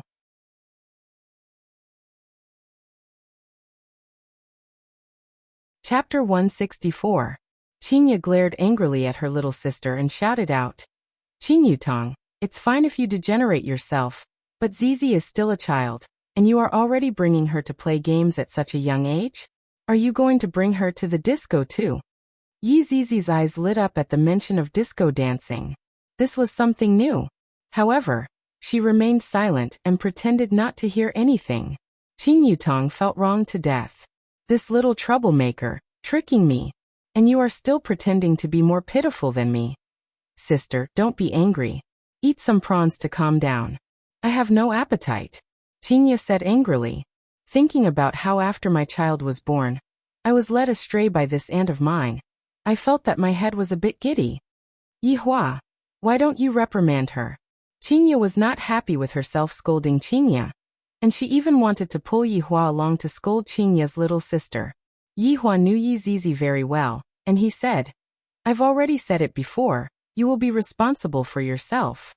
Qing Yutong became happy. I didn't expect that brother-in-law would stand on my side this time. I am so happy. Yi Zizi, there's no room for discussion about the study. Yi Hua said faintly. The main thing was that he wanted to throw Yi Zizi into the school and properly get along with humans. Yi Hua wanted Yi Zizi to not always think about sucking on humans, and Yi Hua wanted Yi Zizi to know how to control herself. Just look at Wei Chang, he is able to control himself so well that he is even able to think. Seeing that his honor's attitude was so unyielding, Yi Zizi could only seek help from Qing Ye. Sister-in-law, Zizi, are you listening to sister-in-law? Qing Ye asked with a smile on her face. Yi Zizi nodded vigorously. She felt that there was hope. Then listen to your eldest cousin. Yi Zizi was speechless. Even if he pretended to be pitiful, he wouldn't be able to escape his fate of going to school. The thought of sitting with a group of human children made him want to eat them all up. Zizi, studying is pretty good. If you don't study, you won't even be able to find a job in the future. Qing Yutong patted onto Yi Zizi's head and began to add insult to injury. Yi Zizi pouted her small mouth, then began to peel the prawn pitifully. At that time, I will make a big fuss. Yi Zizi, don't think about useless things. Yi Hua still didn't know what Yi Zizi was thinking about, and gave a warning. The family meeting ended here, and Qing Yutong and Yi Zizi breathed out a sigh of relief. They felt like when they were young, they had failed their exams, and were being lectured by their parents. Qing Ye, didn't you say that you are going to take wedding photos? Hurry up and decide, in case you say that it doesn't look good when you pat me when I have a big stomach. Picking up the prawn meat that Qing Ye peeled, Yi Hua asked. Qing Ye pondered for a bit, then said, Let's go to Sanya, the scenery there is pretty good. Furthermore, this time, we have only played for a day, so we will be able to play more if we go to Sanya. Why are we going so far away? Yi Hua asked while wrinkling his brows. There is a seascape over there. Long, and city is located inland, and there is only a river there. This time, we can also bring Yutong and Zizi along with us. Qing Ye felt that this method was feasible. Qing Yutong didn't want to go out and was planning to be a female otaku. Big sister, I am someone who wants to become a female streamer to earn money. Zizi also wants to eat chicken. No, you two have to go. One is the bridesmaid, and the other is the bridesmaid. It's decided. We'll set off tomorrow. The three of them exclaimed at the same time. Tomorrow. That's right, I will treat you all to a vacation, and I will pay for all of the expenses. Qingye was very forthright. Since Yihua agreed to it yesterday, he followed Qingye's wishes. Meanwhile, Qing Yutong and Yi Zizi let out a heavy sigh. How good is it to stay at home? There is air conditioning, takeaway, and games. Why do we have to go out and suffer? After eating crayfish, Qingye joined the chicken dinner party. Yihua really didn't want to say anything. How did you teach them a lesson in the first place? And now, you are in cahoots with them. Where is your moral integrity? Because little Ali was online again. Yihua, who was bored, walked downstairs to see if the business had improved or not. However, when he went downstairs to take a look, other than his own attendants and security guards, there was no one else. How is this possible? Yihua waved his hand towards Wei Chang. Boss, what's the matter? Where is everyone? Yihua asked gravely. Wei Chang shook his head. I don't know either. A few months ago, this place was filled with people, and as long as I walked downstairs, all kinds of screams would be heard. But now, sighing, Yihua said, I am going out for a few days tomorrow. When I come back, I want to see this place filled with people. If not, I will deduct your salary. Boss, I still want to ask you for a raise in salary. Wei Chang said embarrassedly. So it turns out that finding a girlfriend costs so much, and now, I even have to pay more for gas. Yihua glared at Wei Chang. You still want to ask for a raise in salary? I am going to starve to death. Boss, there is a strong smell of stir-fried crayfish coming from your body. You still dare to talk back to me now? Subordinate doesn't dare. Wei Chang said hurriedly. Didn't I see that Zizi has returned? I am happy in my heart, so I am just being mischievous for a bit. How is the matter that I asked you to investigate? Yihua took out a cigarette and sat on the booth seat at the side. Wei Chang was slightly startled. I seem to have forgotten about it. I am still investigating. If there is really no other way, you can go and add fuel to the fire. The goal is to make them fight, the more miserable the better. Yes. After finished speaking, Yihua stood up and walked towards the outside. Boss, where are you going? Going outside to get some fresh air. Wei Chang replied. His honor even learned how to take a walk after a meal. Seems like it won't be long before he goes to square dance. Thinking about it was just thinking about it. Right now, he still had to quickly contact Death Mage. Yi Chen took out his phone and gave Death Mage a call. After thinking for a bit, he hung up the phone. Death Mage, who was currently playing the game, went into a daze and hurriedly replied, Master. His honor has ordered you to become a spy and investigate the movements of both the north and south. Wei Chang felt that this was exactly what his honor meant. After all, only a spy would be able to gather a large amount of information, and this was how all spy dramas played out. Spy. Death Mage felt that he shouldn't be called Death Mage anymore, because the quest was no longer related to death. That's right, report to me every day. Your subordinate will obey your orders. After cutting off the connection, Death Mage let out a deep sigh. The missions that his honor gave me are getting more and more difficult. How am I going to play games in the future? Biu, the sound of a max-leveled cannon rang out beside him. Sun Fong was also fishing with her phone in her hand. That serious look on her face made it seem like she was taking revenge. That's right, she was taking revenge. Since she couldn't beat him, she would use what he was best at to defeat him. But this fishing is too much of a scam. I don't even have money anymore, and even eating 3 meals a day is a problem for me. I might as well just return the house and get back the deposit. It is impossible for me to stay on the overpass, but going to the park is a pretty good choice. In any case, if I don't kill him in this lifetime, I swear that I am not a human. Death Mage immediately typed, then used his bone finger and tapped onto Sun Fong's shoulder. I have a way to earn money, do you want to do it? After looking at Death Mage's finger, Sun Fong's brows tightly wrinkled. Death Mage is definitely not doing anything good, but even if I don't have money, I can't defeat him. After thinking for a long time, I'll do it. GGG.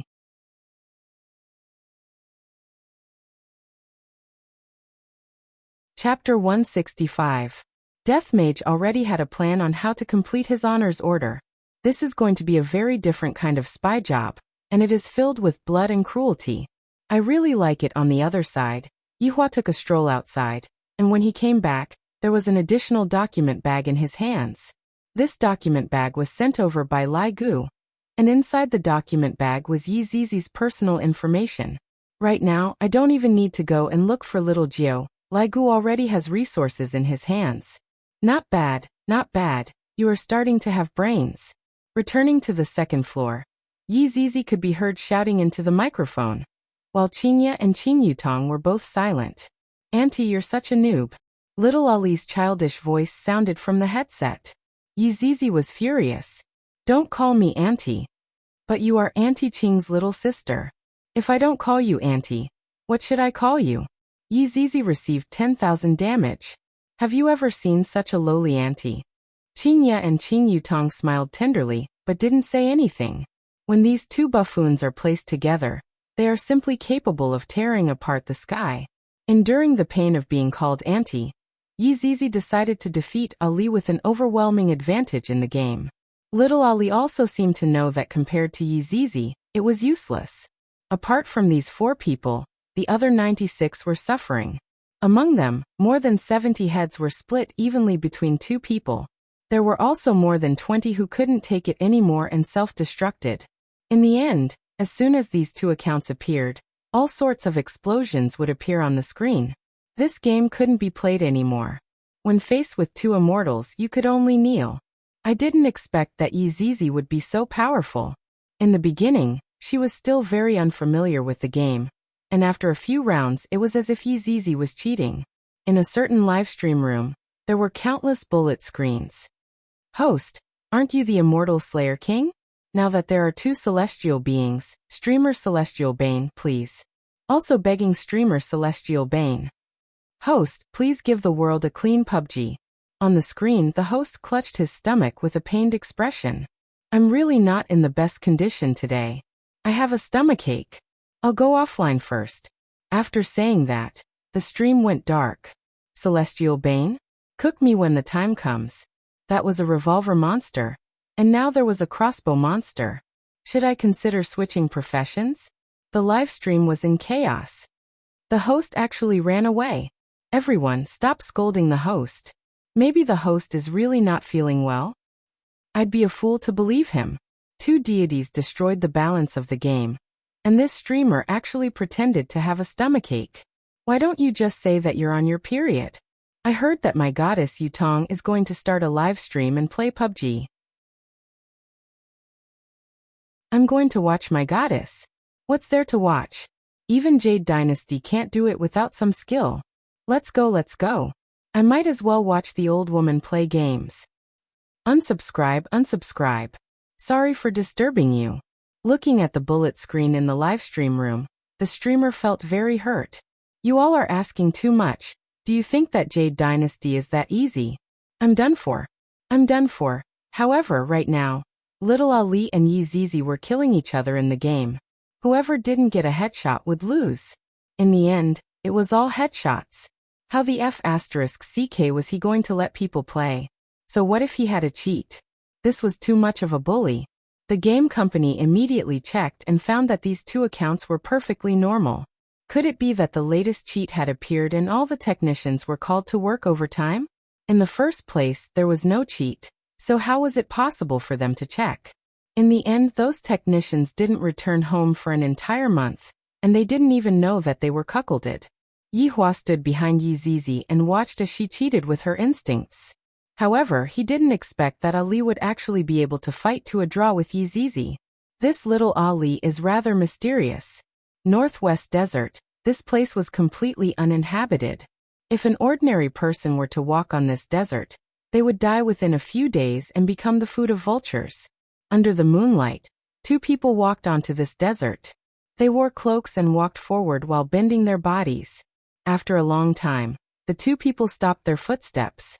One of them formed a seal with both hands, and a faint water ripple appeared in front of his body. Soon after, the 2 people stepped into the water ripple, and the desert returned to peace once again. The 2 people that stepped into the desert took off their cloaks and took a deep breath. One of them smiled and said, "The air in our voidless realm is still the best. the air in the secular world is poisonous. Of course, this voidless realm is under the protection of the ancient Eastern Emperor.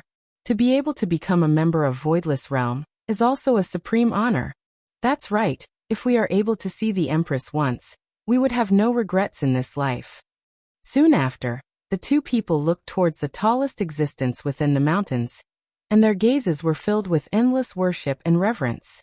Soon after, the two people slowly kneeled down and bowed towards that person to show their respect. Looking at the entire Voidless Realm, it seemed as if the entire Voidless Realm was sitting above the layer of clouds, and the mountains were even floating above the layer of clouds. All of the buildings were located at the edge of the mountains, and on top of every mountain, there was a majestic palace, which symbolized the authority of the Voidless Realm. However, on the highest mountain peak, there was a majestic palace. The entire palace was engraved with majestic divine dragons, and each of the 8 dragons coiled around a white jade stone pillar. The 8 dragons had glaring eyes and sharp claws, scales and beards on their bodies, and the dragons had the power to uproot the mountains and rivers.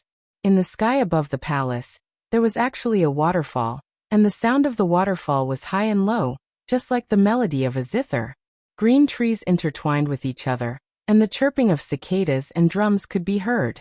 It was as if one was at this place, quietly listening to the clear melody of a flowing spring and the green breeze of an ancient pagoda tree. The waterfall flowed along the channel that was dug out and flowed down the mountain, and just happened to fall onto the mountain below. The waterfall flowed into the layer of clouds, disappearing without a trace. At this moment, there were people gathering in the palaces of the various mountains. 8 elders landed in front of this majestic palace, then bowed their bodies and waited. In front of the palace stood 4 golden-robed and silver-armored imperial guards, and their entire bodies were emitting out faint killing intent. After a long time, one of the guards shouted out, "Enter." The 8 elders slightly straightened their bodies and walked into the palace. On the throne at the center of the palace, a woman with extraordinary aura could be seen sitting on it. On her head was a dragon phoenix golden crown, and her appearance was picturesque. Although her pair of eyes were beautiful, there was a layer of frost on them. The dragon-patterned purple robe that was worn on her body made the cold aura that she was emitting rise to a peak. This was a woman that even men would not be able to raise their heads. Her name was Donghuang Baiji. Subordinates kowtow to your majesty. The 8 elders bowed and greeted. Donghuang Baiji, who was sitting on the throne, had a calm expression on her face, and not a single ripple could be seen on her face. Donghuang Baiji slowly raised her hand. The 8 elders stood up and stood on both sides of the palace. "Yuenda, what is the matter that requires us to discuss in the middle of the night?" Donghuang Baiji asked faintly. A relatively short and small elder stood out, then cupped his hands and said, "Your Majesty, a demon has appeared in the secular world. That 9 demons punishing tower cannot be considered to be a demon." Donghuang Baiji said faintly, seemingly not placing the matter in her eyes at all.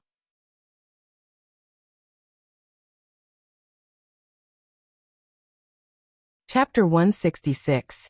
Seeing that the Empress didn't say anything, Yuanda continued to speak.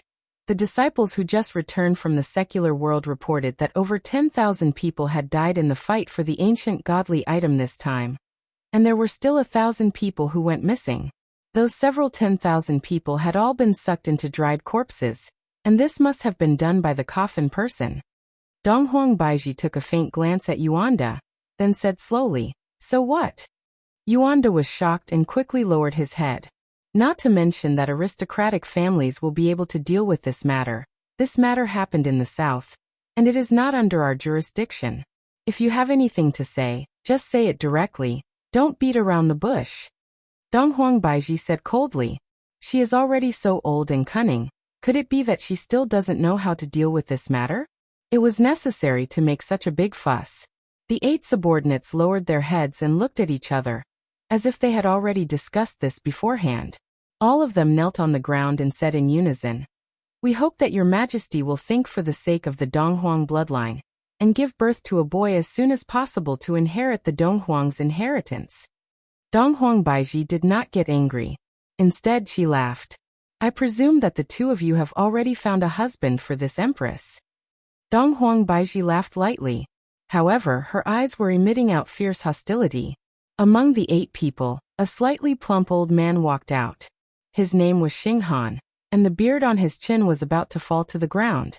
He could even be used as a broom.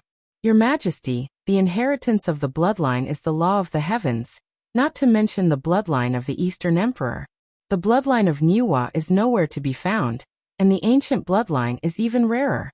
Although the other 2 families are not worthy of the surname Eastern Emperor. As long as your Majesty gives birth to a male child, and inherits the inheritance of the Eastern Emperor, the Eastern Emperor clan will once again achieve glory. As he spoke, Xing Han knelt down again. When the others saw Xing Han kneeling down, they also knelt down. Dong Huang Baiji, who was sitting on the throne, did not say anything. Xing Han continued. The aristocratic families in the north are controlled by us, Dong Huang, while the aristocratic families in the south are controlled by the Ji family. Although the Ying family lives in the south, they don't care about worldly affairs. I feel that the Ying family is the best choice. After a short pause, Xing Han continued. The second son of the Ying family, Ying Kongshi, is talented and virtuous. He's also quite handsome. He's the best candidate for the Empress's husband. Are you done? Dong Huang Baiji asked faintly. Empress. All of you can leave. Dong Huang Baiji waved her hand and stood up. Yuanda immediately rushed out. This subordinate has something to report. It's about Long and City's Qing Bar. Dong Huang Baiji's body trembled, and in an instant, all sorts of emotions appeared on her face. The 8 subordinates of Dong Huang Baiji had their heads lowered in hesitation, and they did not notice the complicated changes that were happening to Dong Huang Baiji.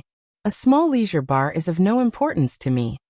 Dong Huang Baiji placed her hands behind her back and prepared to leave. Yuanda hurriedly shouted out. Your Majesty, the conflict between the north and the south this time was caused by this leisure bar's owner. His name is Yi Hua. So he is called Yi Hua. This cruel man was called Yi Hua. Because his back was turned, the 8 subordinates couldn't see his angry and ferocious face. However, everyone else was looking at Yuanda. Why did he bring such a small matter up? Yuanda ignored him and continued. This man has a wife. Her name is Qingya, and she is pregnant. Every single word that Yuanda said was like a sharp blade, stabbing into the weakest part of Dong Huang Baiji's heart. He had a wife. With child. Then what does that make me? Dong Huang Baiji's memories instantly returned to 3 years ago. The situation on that day was more or less the same as today, just that, back then, her father was sitting on the throne, and on the second day, she ran away from the throne, and on the second day, she met with the owner of the leisure bar. She, who was in an extremely bad mood, was convinced by the owner of the leisure bar, and ended up having sex with the owner of the bar. But when he heard that it was his first time, he felt a little better. He even said that he wouldn't touch the same woman twice and told him not to look for him. At that time he laughed. Did he really think he was a god? He was the most narcissistic person he had ever met. After playing around in the secular world for half a month, Yihua returned to Voidless Realm. Yihua didn't expect that her father would fall sick, and at that time, she was rather worried. However, the sage doctor who was taking a look at her father's illness was actually able to tell that she was pregnant. How is this possible? However, after the diagnosis, she was dumbfounded. She was really pregnant. She didn't even need to think to know whose child it was. At that time, her father flew into a rage, and his illness worsened. Everyone advised her to abort the child. This was a disgrace to the Donghuang bloodline. However, he could not bear to do so. This was a life. After resisting for a month, she couldn't take it anymore, and running away was the only choice she had. But where could she run to? At that time, there was only one place that appeared in her mind, and that was Leisure Bar. When she was at that time, she was still thinking about some beautiful things. Although it was an accident, she was able to get to know the other half of her life. However, she never expected that she would wait day after day. Every night, she would see Leisure Bar closing its doors. She would even raise her head to look at the room on the second floor where the lights were still on. Why is it that when you are just a few meters away from me, You aren't willing to come down and take a look at me. Disappointment after disappointment caused her heart to become disheartened. After half a month, when she returned, her father had already left. That day was the darkest day of her life. It was as if she felt that the entire world was abandoning her, and she even thought of committing suicide to end her life. However, when she thought about her child, she endured it. Her child looked a lot like him. Every time she saw her daughter, she would think of that heartless man. What was laughable was that, right now, he had married a woman and was even pregnant. To only touch the same woman once, how laughable was that? To think that I actually believed it. Why were you so heartless when I was pregnant, but you were able to marry this woman? Yuanda. Dong Huang Baiji called out faintly, just that. Her tone was so oppressive that it made people tremble in fear. Subordinate is here. Regarding the matter of going to Ying family to propose marriage, I'll leave it to you. I'll marry her. After finished speaking, Dong Huang Baiji left with her hands behind her back. The 7 people in the palace still hadn't reacted to what just happened, and only Yuanda let out a sigh of relief. It's finally settled. Hey, what's going on? Why did Her Majesty suddenly agree to it? Xinghan walked over and asked curiously. Yuanda laughed lightly. Her Majesty has been thinking about a person. As long as that person is removed from her mind, there wouldn't be anything for her to think about anymore. The 7 people went into a daze and began to admire Yuanda. They didn't expect that Yuanda would be able to find out about what happened back then. Everyone, keep this matter a secret. It concerns the reputation of the Donghuang family. Yuanda said with a smile, then left the palace with everyone else. Donghuang Baiji didn't return to her room. She sat in the garden and stared blankly at the stars in the sky. Her pair of delicate hands were clenched so tightly that her nails had pierced into her palms, causing her palms to be devoid of blood. After a long while, Donghuang Baiji walked towards her daughter's room. Before she even got close to her daughter's room, she could hear the sound of someone tapping on a keyboard. Donghuang Baiji's expression immediately became cold as she fiercely pushed open the door and entered the room. Donghuang Li, who was currently playing a game, was startled. She hurriedly turned off her computer, then lowered her head and stood obediently at the side. Kneel down. Donghuang Li took down her keyboard, then with a plop sound, knelt down onto the keyboard. I feel that my mother is acting rather abnormally today. I have to be a bit more careful. Donghuang Baiji walked towards the front of the computer and stretched out her palm. Noiselessly, the monitor and the computer turned into dust and floated out of the window. Donghuang Li looked at the screen stupidly. This is the only thing that I have that can come into contact with the outside world, and my mother destroyed it.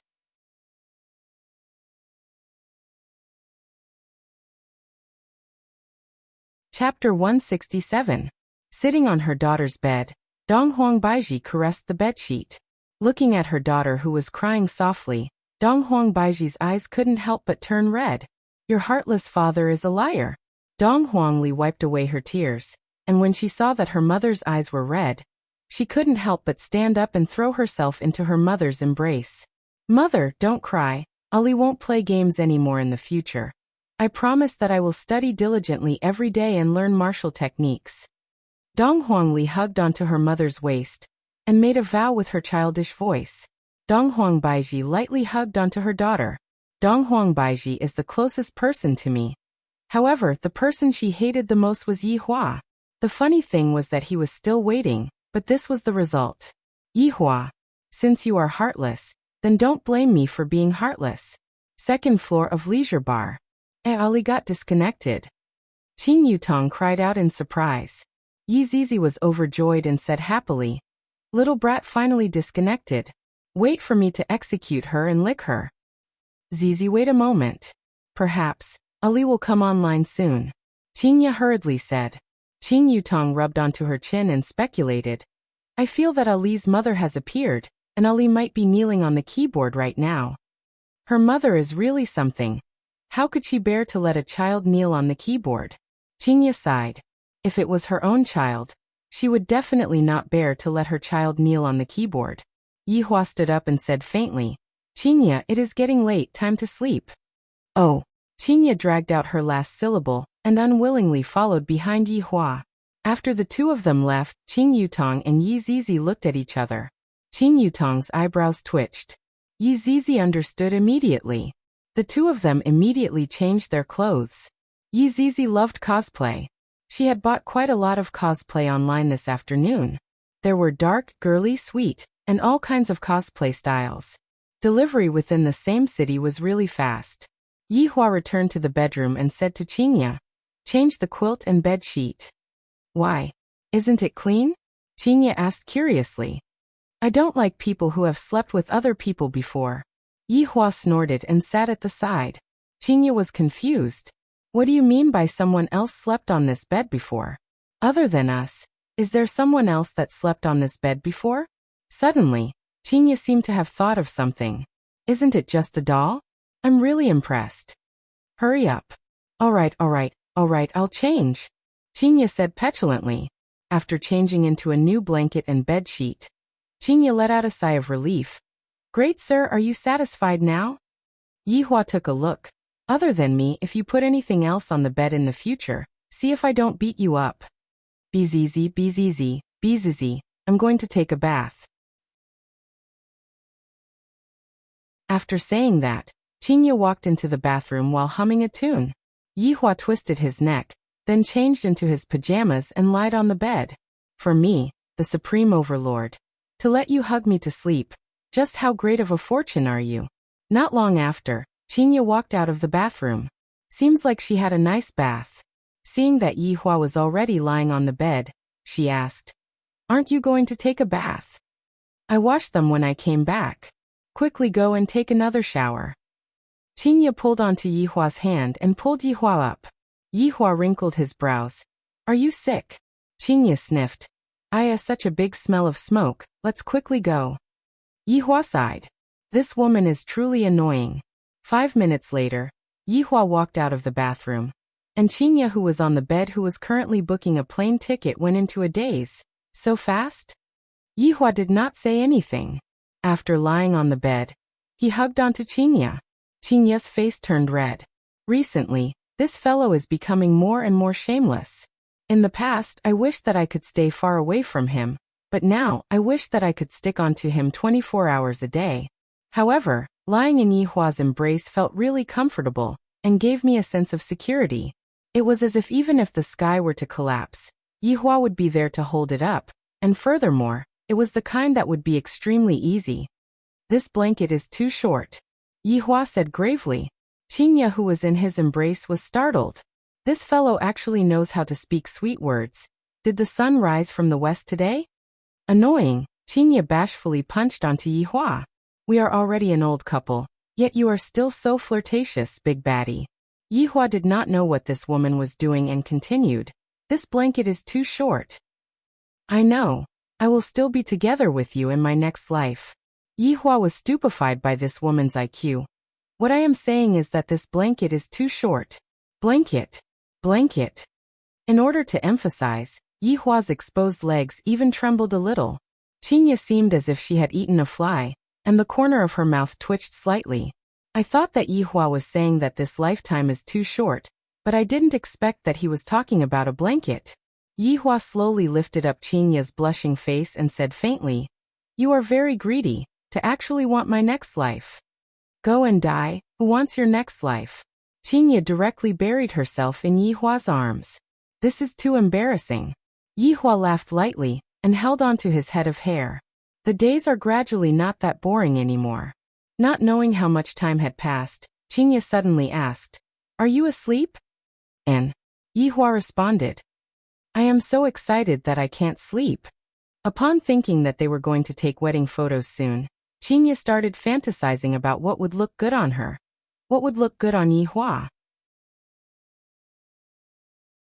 Yi Hua hugged onto Qingya's shoulders and said faintly, "You will naturally be able to sleep when your heart is calm." "Yi Hua, let me count the sheep." Childish. Come on, I want to sleep." Qingya continued, "Let me start."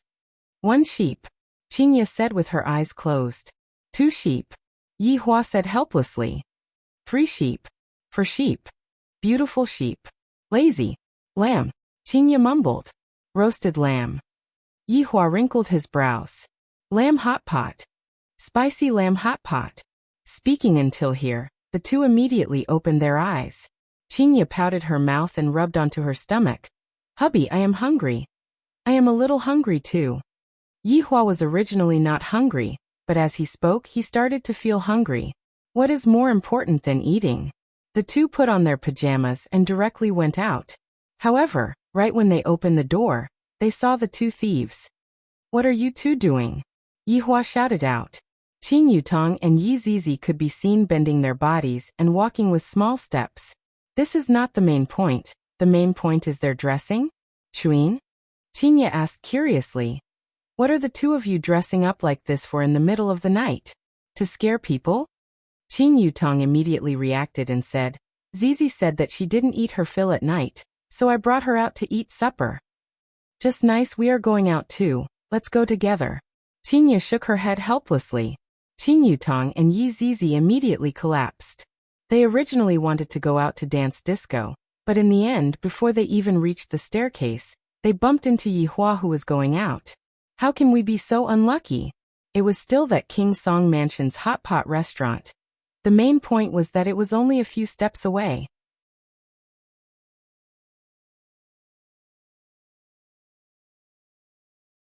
Chapter 168. Even though it was late at night, at least half of the customers in the King Song Residence's hot pot restaurant were still seated. From the looks of it, most of them were unable to sleep and were here to eat supper. There were even a few who came out in their pajamas. The moment the four of them entered through the door, they attracted the attention of everyone. With this kind of combination, it was impossible for them to not attract the attention of everyone. Especially for Qin Yutong and Yi Zizi. They were definitely two Lolitas. That small skirt coupled with black stockings, it was simply enough to make people spurt out blood. There was no need to talk about Qin Yutong. Her pair of slender legs were enough to make people unable to take their eyes off her. But Yi Zizi was even more lethal. She was a little lowly. Minimum of 3 years, no upper limit. The few of them headed upstairs to the private room. Last time, they sat in the hall because there were no private rooms available. And those two people are here as well. Qin Yutong could be heard crying out in surprise. Yihua and Qinya looked over and saw a man and a woman talking and laughing while eating. Isn't this boy the one who was abandoned that day? And didn't that girl run away with the rich second generation? It had only been a few days and they were already chatting and laughing together. The fire of gossip ignited within Qin Yutong's heart. Just that, she was stopped by Qinya. Why are you so concerned about other people's matters? Yi Zizi had a curious look on her face. However, when Yihua and the others were eating hot pot, Jiu Yi was currently at his own winery receiving a guest. No, it was another owner. At this moment, Lord Jiu was lying on the ground, and a black vortex appeared in front of him.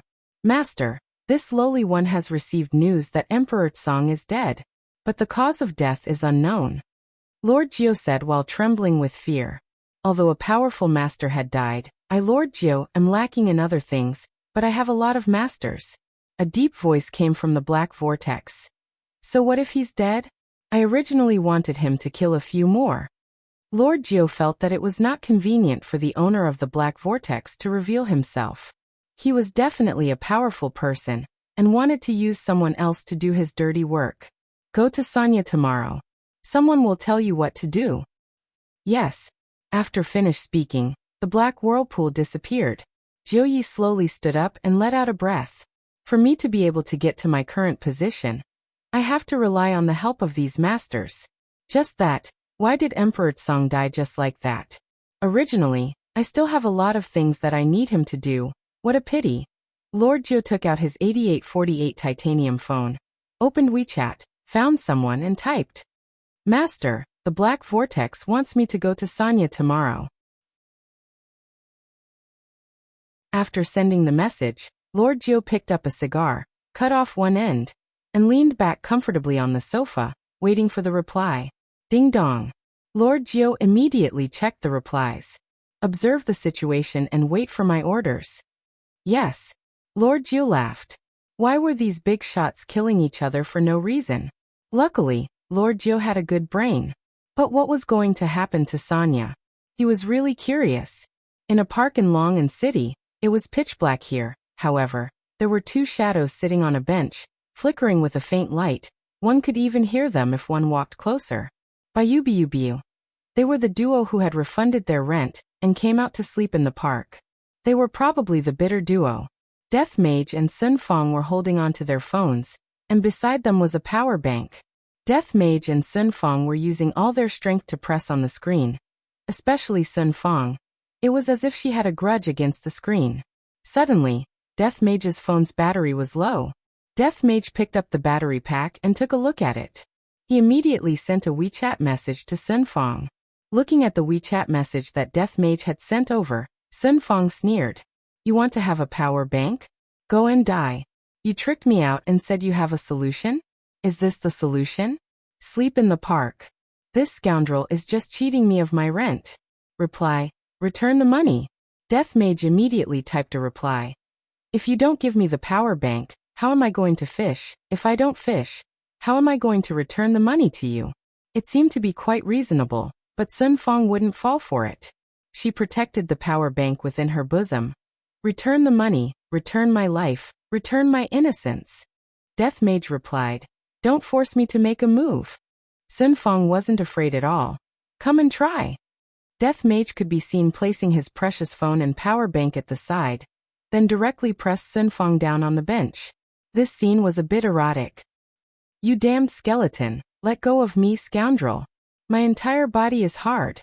Sun Fong pressed onto Death Mage's sternum with both of her hands and pushed with all her might. However, how could this little bit of strength be Death Mage's opponent? GGG. Imperial Translation. Are you giving or not? Although Sun Fong didn't know what Death Mage was saying, she seemed to be able to feel it. Not giving, get lost.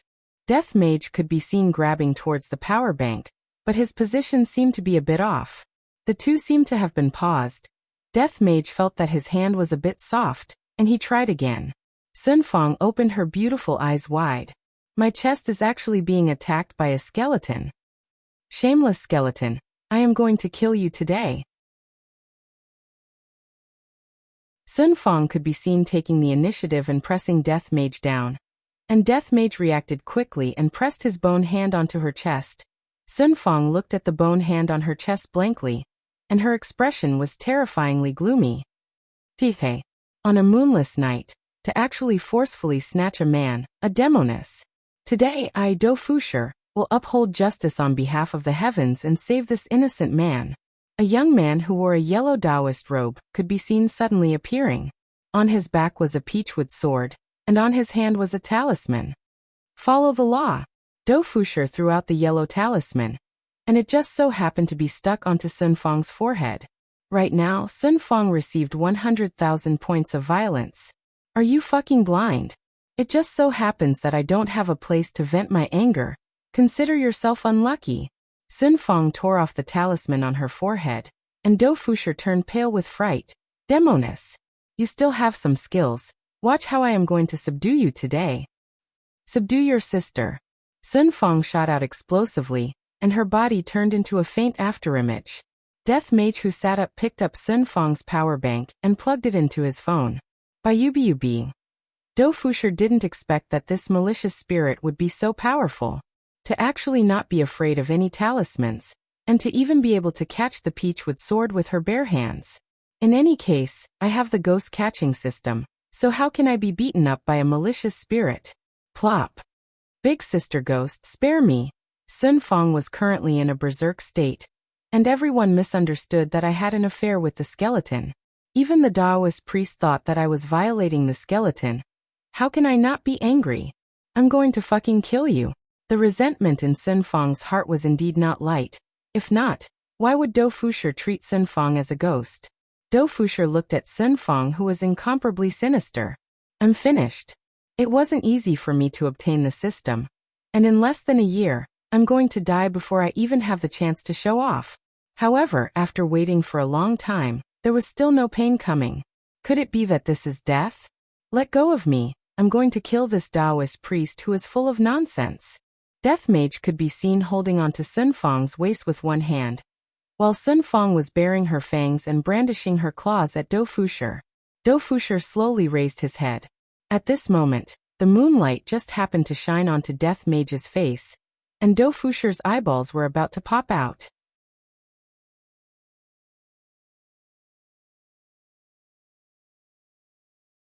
Chapter 169. Sun Fong, who had almost calmed down, was immediately lit up again. You damned Taoist, I'm going to hack you into pieces. Who's husband and wife with it? Are your dog eyes blind?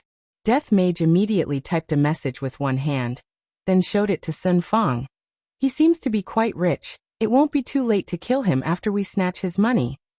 Sun Fong, who was so angry that her chest was heaving up and down, gradually calmed down and said in a sweet voice, "Let me go."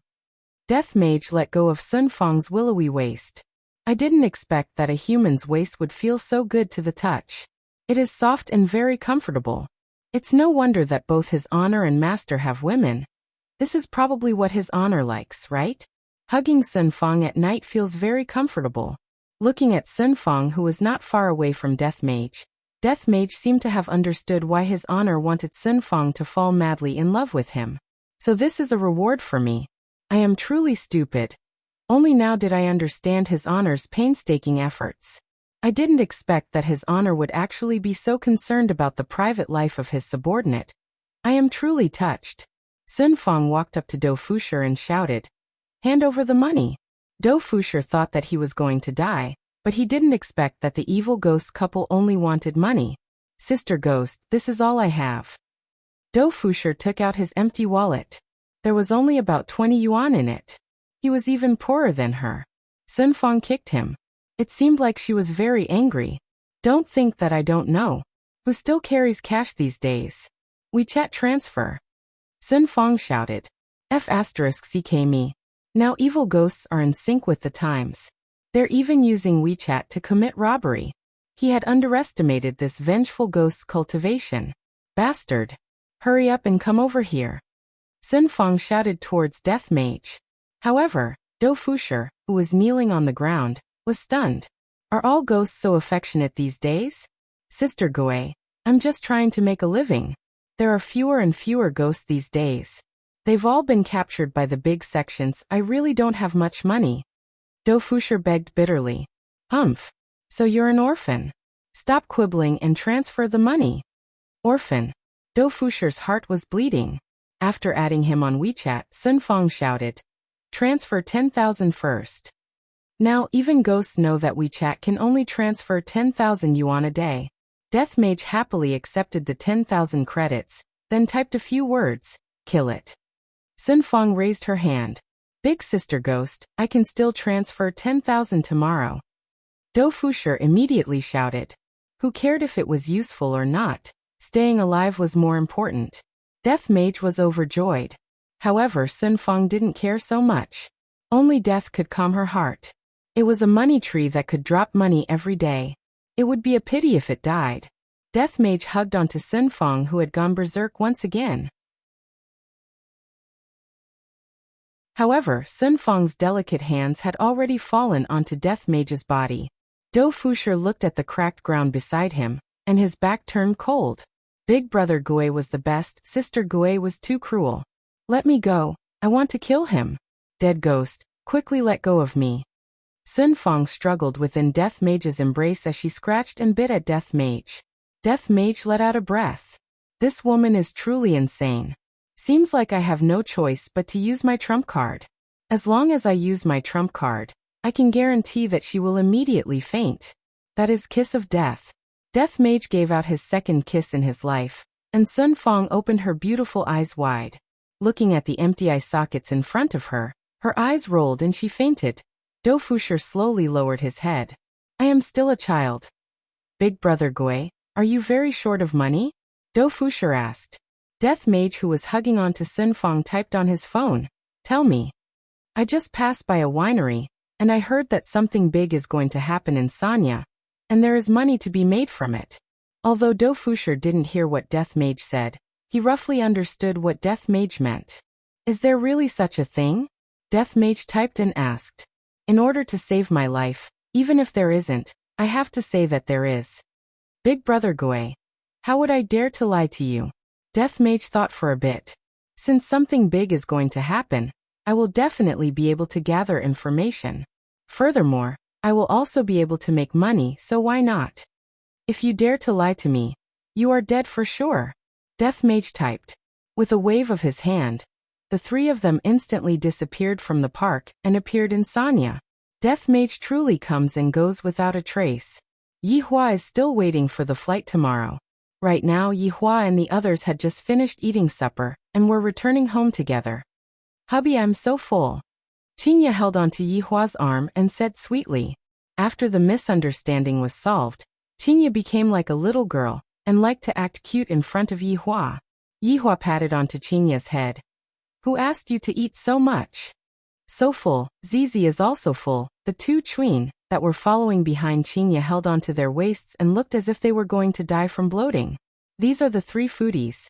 Of course, the one who looks good is called a foodie, the one who looks ugly is called a rice bucket. Returning back to the bedroom, Qinya, who had eaten and drank to her heart's content, instantly fell asleep. She was the kind that wouldn't wake up even if you shouted at her. Early morning. The weather today was not bad, the sun was not very big, suitable for going out for a trip. Yi Hua opened his eyes and looked at his chest. Seems like Qinya's drooling problem is finally gone. Wake up. Raising his hand, Yi Hua lightly patted Qinya. Wake up. No, it is still early now, our flight is at noon. I will buy breakfast for you. Yi Hua was a man who kept his promise. Since he had promised, he would definitely fulfill it. Qinya hugged onto Yi Hua tightly. You are not allowed, I will buy breakfast for you later. Yi Hua had no choice but to carry Qinya and throw her into the washroom to let her sober up a bit. However, the sound of Qinya fighting Yi Hua to the death could be heard from the washroom. The result was, of course, Qinya was defeated. Big sister Qing, why are big cousin and the rest so noisy? Yi Zizi lied on the bed and asked in a daze. Qing Yutong had even more of a bad sleeping posture. The blanket was kicked off the bed as she muttered.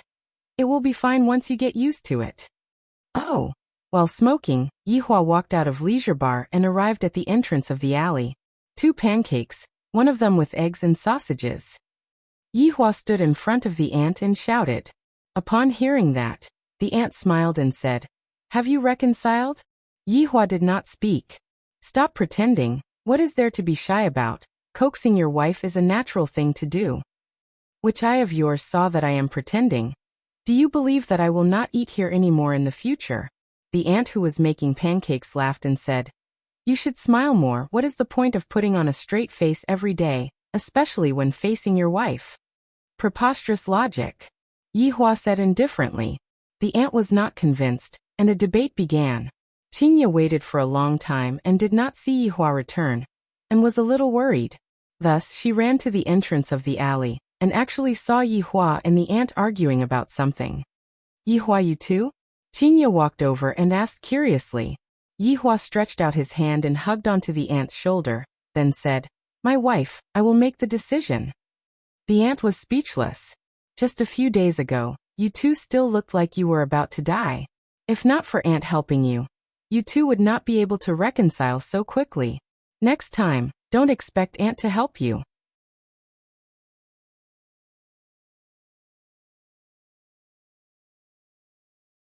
Chapter 170. While eating the ant's crepe, Yi Hua snorted. If it wasn't for the fact that the crepe tastes good, I wouldn't have come here to buy it from you. Qinya didn't know whether to laugh or cry as she hit Yi Hua. What are you doing? That ant actually said that I'm afraid of my wife. Just thinking about it makes me angry. While biting on the crepe that the ant made, Yi Hua scolded the ant. In actuality, every time Yi Hua went to buy breakfast, the auntie would always sincerely tell Yi Hua about it. In the beginning, Yi Hua had the intention to kill Yi Hua, but at that time, Yi Hua endured it. After a few years had passed, Yi Hua had actually gotten used to it. If I don't listen to the auntie's nagging, I would feel like I am lacking something. Humph, isn't it good to be afraid of me? Qinya laughed. Yi Hua chuckled and walked into leisure bar. Stop right there, what do you mean by hee-hee? Qinya stomped her feet, then took a bite of the Chinese jianbing. So fragrant. After returning to the second floor, everyone began to clean up their clothes. Yihua looked at the three women. Are they preparing to move or what? Especially Qing Yutang and Yi Zizi, these two big chests. The box was almost as tall as Yi Zizi. Qinya dragged her luggage out and looked at her sister and Zizi. Why did you two bring so many things? Qing Yutang and Yi Zizi looked at Qinya's suitcase, then looked at their own suitcase. Cousin-in-law, your suitcase is even bigger than Zizi's. Qinya rolled her eyes at Yihua, who was leaning against the door. Your big cousin's clothes are also stuffed inside. Big brother is even lazier than Zizi. Yihua glared at Yi Zizi, then said faintly, let's go. Qing Yutang cried out in surprise. Me and Zizi still haven't changed yet. Wait a moment for us. After finished speaking, Qing Yutang closed the door. When Qing Yutang and Yi Zizi appeared once again, the corner of Yihua and Qinya's mouth couldn't help but twitch. It is one thing for Yi Zizi to wear a princess dress and hold a small umbrella, but you, Qing Yutang, are already so big, and you are still wearing such a dress. The main point is still my face. Qinya's head was hurting. Sister, I have another set here. Do you want to change? Qing Yutang said elatedly. If it was only one person wearing it, it would be crazy, but if it was two people wearing it, two crazy people wearing it, at least there would be one companion. It would be best if big sister was dragged into the water. Then there would be three crazy people. Yi Zizi turned around and giggled. Eldest Biaoga, eldest cousin-in-law, is Zizi beautiful? It must be said that Yi Zizi was indeed extremely cute, and there was no problem with Qing Yutang dressing up like this. But walking on the street like this, is it really suitable? Sai, let's go. Qinya said dispiritedly. She felt as if she was bringing along three children who were going out on a trip. Arriving at the airport, Qing Yutang and Yi Zizi instantly became the focus of attention. Basically, everyone was looking at the two of them, and taking all kinds of photos. Especially Yi Zizi. Uncles love her the most. 9 out of 10 Lolas are rich, and there's still one. Qing Yutang and Yi Zizi were very magnanimous, and they put on various kinds of poses. An airport was forcefully turned into a cosplay exhibition. And if it wasn't for Qinya dragging the two of them away, the two of them would definitely play for an entire day. Qinya finally knew why Yihua said that on that day. My heart is so tired, I have to be their nanny. When they arrived at the VIP waiting room, they finally stopped talking, but they were still discussing all kinds of clothes. Now you know that you have a headache. Yihua sat on the sofa and said faintly while looking at a magazine. Qinya let out a breath. I should have listened to Yihua back then. So tired. It's all master's fault. I am just a servant. Suddenly, an arrogant middle-aged man walked in from the door, but when he saw Yihua and the others, he immediately shrunk his head and slightly turned around. Xiaojiu, Qing Yutang shouted out. Jiu Ye's heart sunk. Why is it them again? Nothing good will come out of being together with them. However, I have already been discovered. If I were to leave just like this, sigh. Boss lady boss. Jiu Yi smiled and walked forward. Yihua raised his head and took a look, then lowered his head and looked at the magazine again. He felt that some of the clothes in the magazine were very suitable for Qinya. Xiaojiu, where are you going? Qinya smiled slightly, completely different from the cold-faced CEO in the past. The power of love is just too great. Jiu Yi felt very bitter in his heart. Please don't go to the same place. Lady boss, I am preparing to go to Sanya. You are going to Sanya too? We are going too. Jiu Yi. Other than laughing dryly, Jiu Yi didn't know how to express his current mood. Jiu Yi didn't dare to sit down. He poured a cup of water and stood at the side waiting. Suddenly his phone rang, and when he took out his phone to take a look, it was actually his wife who called. What's the matter? Jiu Yi asked lightly. A questioning voice could be heard coming out from the phone. Where did you go? Didn't I tell you last night? I am going to Sanya to settle some matters. Jiu Yi slightly wrinkled his brows. This wife of mine is always letting her imagination run wild every day. Sanya.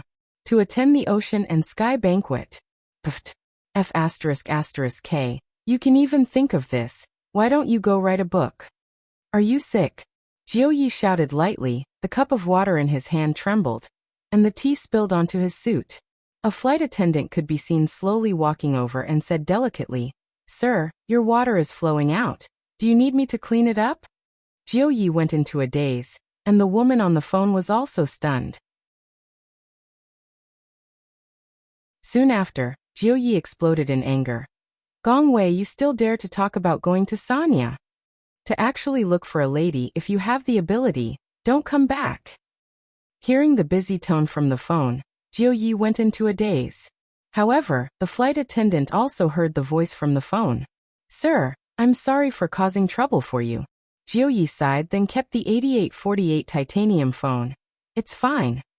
Sorry for disturbing you. I knew that nothing good would come out of meeting this couple. It hasn't even been a minute, and my wife is going to divorce. After waiting for half an hour, Yi Hua and the others boarded the plane. The plane that they bought was, of course, a business class seat.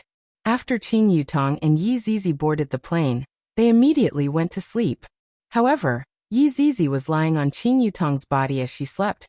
They definitely looked like mother and daughter. Meanwhile, Qingya was lying on Yi Hua's body, quietly enjoying the moment of tranquility. Jiu Yi was just sitting at the side, but he still couldn't let go of himself. This is truly depressing. Suddenly, a flight attendant walked over. Jiu Yi raised his head and took a look, and it was actually that flight attendant from just now. Sir, it's not good for your water stain to stick to your clothes. Let me help you clean it up. The flight attendant slightly bowed her body. Jiu Yi was an experienced person, and he immediately understood what this flight attendant meant. Interesting, since you want to help me clean it up so much, I will help you clean it up then. Where are we going? Sir, follow me, there is a place to change clothes here. The so-called place to change clothes was the washroom, and when Jiu Yi walked out of the washroom had indeed been cleaned up. After flying for 1.5 hours, they finally arrived at Sanya International Airport. Qing Yutong and Yi Zizi were holding onto a small umbrella, and they had a sleepy look on their face, making them look very lovable. Boss lady boss, where are you two staying? I will send you two there. Jiu Yi said courteously, feeling that he could finally get rid of them.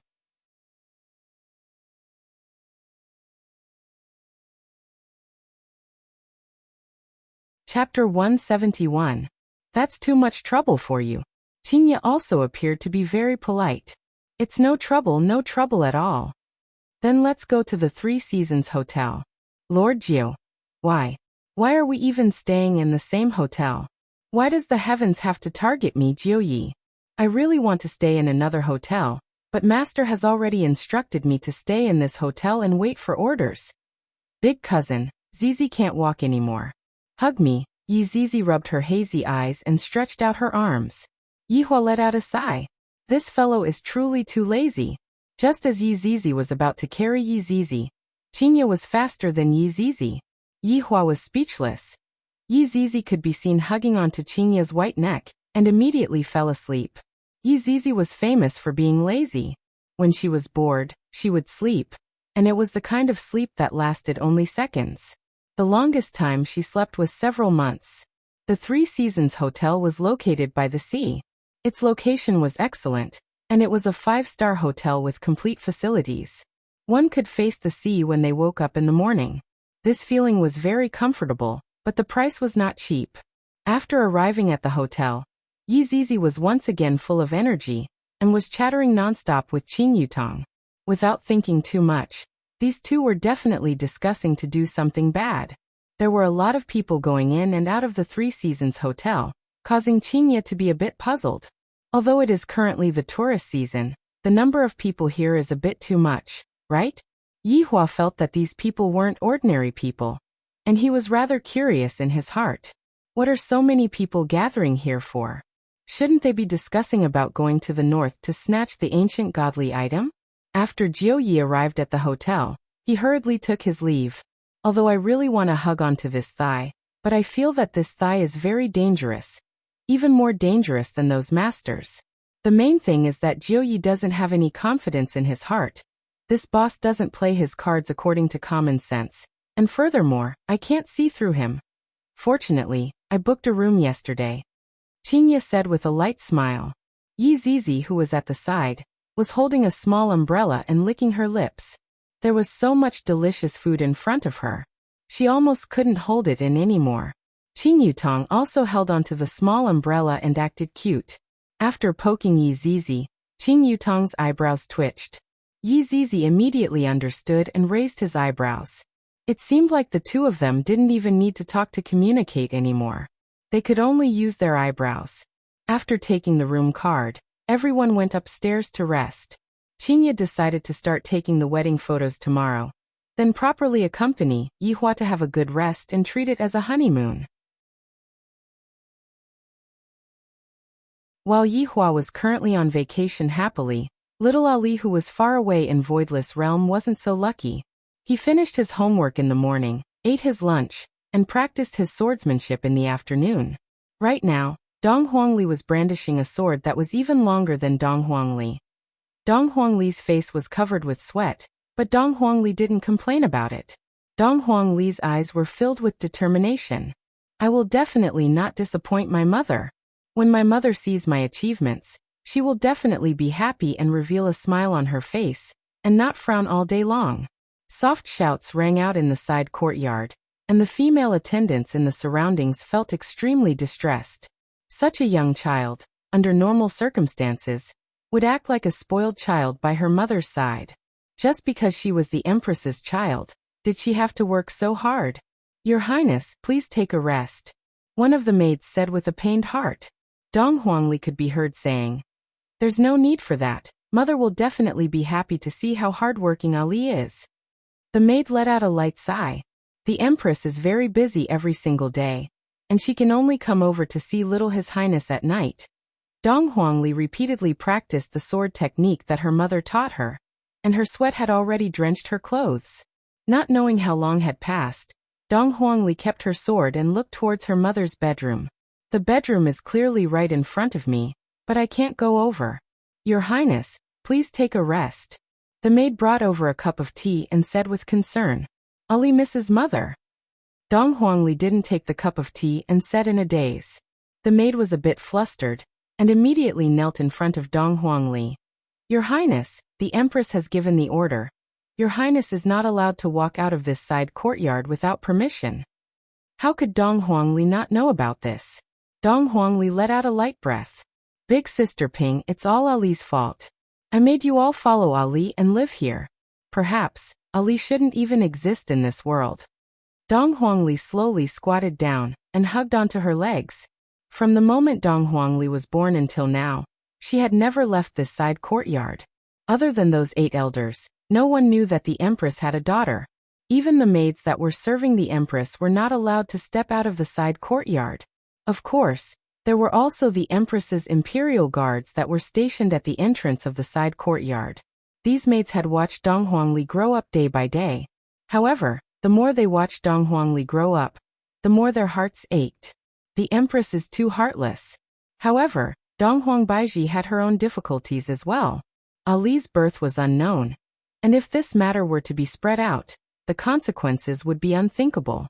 It might even implicate the entire Voidless Realm. In this world, which mother would be willing to lock their child up? Your Highness. The maid lightly hugged onto Dong Huangli and comforted her. Let's go back to our room. Dong Huangli took another look at her mother's bedroom, then dragged her petite back into the room. The 3 maids immediately went to prepare hot water and food. After eating dinner by herself, Dong Huangli sat in front of the window and looked at the stars. Dong Huangli was already used to it. Originally, there was a computer that allowed me to interact with the outside world, but right now, I don't even have a computer anymore. I can only continue to be in a daze and wait for my mother to come over. I should be able to sleep after hugging my mother. I should be able to have a good dream, right? I should be able to dream that my mother will bring me to sit on a pirate ship, eat ice cream, and eat McDonald's. Just thinking about it makes me happy. Dong Huangli waited for an unknown amount of time. Dong Huangli turned her head around and looked at the door. Mother still hasn't come over. Dong Huangli stood up and walked to the door. It was very quiet outside the door. Dong Huangli wrinkled her brows, then walked to the door of the courtyard with small steps. From the crack of the door, she saw that there was someone standing outside the courtyard. Dong Huangli was a bit disappointed. She turned around and walked towards the courtyard. If only I am able to pass through the wall. What is my mother doing right now? Suddenly, Dong Huangli's petite body disappeared from the courtyard, and when she reappeared, she was already outside the wall. Dong Huangli was badly frightened by herself. Looking at the guards that were tens of meters away, Dong Huangli immediately ran to the corner and covered her mouth. Wasn't I inside the courtyard just now? Why did I come out? Also, my head feels so dizzy, I am seeing double. After a long while, Dong Huangli finally came back to her senses. Originally, Dong Huangli wanted to go back to the courtyard, but when she saw her mother's bedroom, Dong Huangli wanted to hug her mother before going back to sleep. Since Dong Huangli had already decided, she walked towards her mother's bedroom. This was the first time that Dong Huangli walked outside of her mother's bedroom. Every single grass and every single tree was able to arouse Dong Huangli's curiosity. Unknowingly, Dong Huangli felt very happy. Soon, Dong Huangli arrived outside of her mother's bedroom. Dong Huangli muttered, "There are so many guards. If only I could go in like how I did just now." Dong Huangli immediately appeared inside the bedroom. However, Dong Huangli was currently holding on to her head, looking like she was about to faint. However, when Dong Huangli saw that the bedroom was right in front of her, Dong Huangli became very excited. The lights in the bedroom are still lit. Mother should still be dealing with some matters. Dong Huangli felt that she should go and pour a cup of water for her mother to drink, and tell her mother to rest early.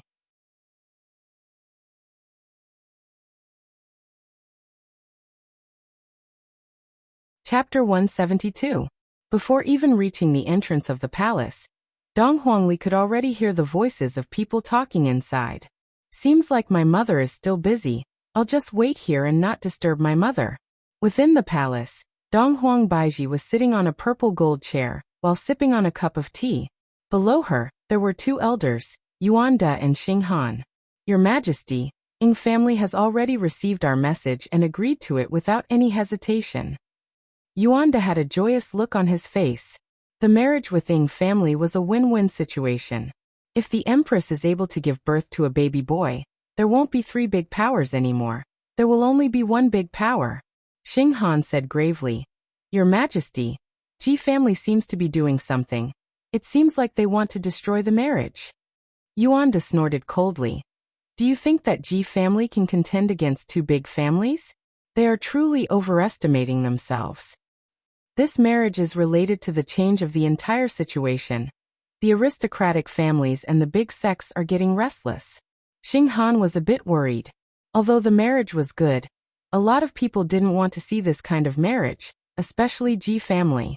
Dong Huangbaiji placed her right hand on her chin and asked faintly, What is the reaction of the aristocratic families in the north? Yuanda paused for a moment, then said with a frown, The 5 aristocratic families have sent their reports, 3 congratulate and 2 oppose. What is the reason for the opposition?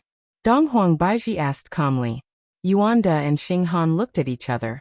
Then Xinghan said gravely, Your Majesty is noble and holy.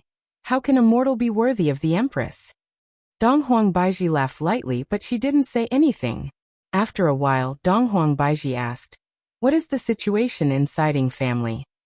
Ying family's eldest young master seems to be a bit unhappy after receiving the news, and the second young master, Ying Kongshi, is holding a banquet in Sanya. Xinghan said with a smile. Dong Huangbaiji said calmly he is happy. Of course, being able to marry the Empress is his good fortune.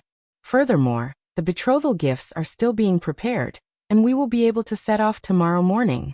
Bang! A clear and melodious sound interrupted everyone's conversation. Yuanda and Xinghan's expression darkened, and they immediately disappeared from where they stood and appeared outside of the palace. When they saw Dong Huangli, who had a surprised look on her face, they immediately paid their respects. Your Majesty. Dong Huangbaiji walked out slowly. Looking at the teacup that was knocked over and her daughter who was still in a daze, Dong Huangbaiji said, Regarding the betrothal gifts, I'll leave it to you two. Go and check if anyone has seen Ali. If there is, you two should know what to do. Yes. Yes. Dong Huangbaiji carried on to her absent-minded daughter, then disappeared from the bedroom and appeared in a small house within the courtyard. Lightly placing down her daughter, Dong Huang Baiji said gravely. Kneel down. Dong Huangli stood there foolishly. Her entire head was completely stupefied. Mother is actually going to marry someone else? Mother doesn't want me anymore, and doesn't want father anymore. Kneel down. Dong Huang Baiji shouted out in a low voice. It is fortunate that I did not make a huge mistake tonight, however. I was truly too mischievous. Dong Huangli could be heard saying, I won't kneel. I dare you to say it one more time. Dong Huang Baiji looked at her daughter in disbelief. She actually dares to talk back to me. I won't kneel, I hate mother. Dong Huangli's body trembled, and 2 streams of tears flowed out from her eyes. Dong Huang Baiji's expression immediately changed as she raised her hand up high. However, Dong Huangli did not have the slightest bit of fear as she looked at her mother who seemed unfamiliar to her. In the end, Dong Huang Baiji didn't manage to slap Dong Huang Baiji. Dong Huang Baiji retracted her hand. Ali, why do you hate mother? Is it because mother locked you up in here? Dong Huangli questioned her mother like a little adult. Mother, you are being disrespectful to father. Your father is already dead. Why should I be disrespectful to him? In any case, if mother were to marry another man, it would be disrespectful to father. Furthermore, if mother were to give birth to another baby, she would definitely not want Ali anymore. Upon thinking that her mother would never come back to her house again, Dong Huangli cried even louder. Dong Huang Baiji let out a sigh and prepared to carry her stubborn daughter. However, who knew that Dong Huangli would not allow her to carry her daughter and struggled free from her mother's embrace. Ali, you don't have to worry about adults' matters, you just have to do your homework. Dong Huangli could be seen kneeling onto the ground and begging. Mother, can you not marry another man? Is it because Ali is not good enough? Ali can sleep a few hours less in the future. As long as mother is happy, Ali is willing to do anything. Dong Huang Baiji's expression changed, however. She gradually regained her calmness and said, Go and rest early. After finished speaking, Dong Huang Baiji walked out of the house. However, when Dong Huang Baiji closed the door, a stream of tears flowed out from her eyes. However, very quickly, the tears evaporated, and the delicate look on her face disappeared. Ali, who was inside the house, sat powerlessly on the ground. Mother doesn't want me anymore. Within the 3 Seasons Hotel, Yihua had already fallen asleep while hugging onto Qingya, and Qingya, who was sleeping, had a smile on her face. I reckon that she was having a good dream. In another room, Qing Yutong and Yi Zizi began changing their clothes again. Big sister Qing, what clothes are we going to wear tonight? The uniform is still 2D, and it is still the maid uniform. Yi Zizi flipped through her suitcase, and inside the suitcase, there were all beautiful and cute clothes. Qing Yutong took out a set of nurse uniform, then revealed out an evil smile. Zizi, how about this set of mine? Awesome, then what should I wear to go to the disco dance? Yi Zizi said dispiritedly. Big sister will help you choose. This lowly version of the teacher uniform is quite cute. While big sister Qing's eyes sure are good. It is the same as what Zizi was thinking. Yi Zizi hugged onto the clothes, seemingly like they were treasures. Change into the clothes, let's go. Go. Not long after, the two changed into the uniforms. There was no need to talk about Qing Yutong. She wore a little white cap, matched with the nurse uniform, and added with white stockings. She was simply able to make people's blood spurt out. However, if Qingya were to see her little sister's appearance, she would definitely pick up a kitchen knife and chase after her, because right now, Qing Yutong still looked like her big sister. The lowly version of the teacher uniform on Yi Zizi was even more incredible, especially those 2 ponytails. Yi Zizi really wanted to grab onto one with each of her hands. Damn, Zizi, you are too cute, let big sister kiss you. Don't want. I won't let you kiss me. Qing Yutong didn't care so much and directly pounced onto Yi Zizi. The scene was a bit erotic, fill in the blanks yourself.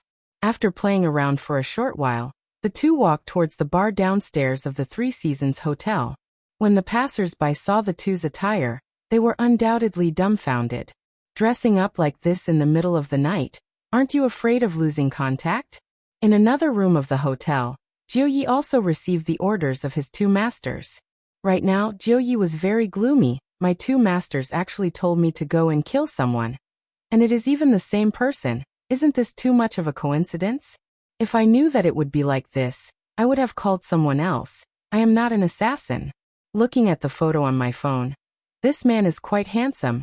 It is a pity that he provoked someone that he shouldn't have provoked. Jiuyi raised up the 2 bottles in his hands. Killing someone without a trace. I heard from my masters that after drinking this medicine, I won't die for the time being, but when I want to die, I will die. These 2 masters are thinking the same thing.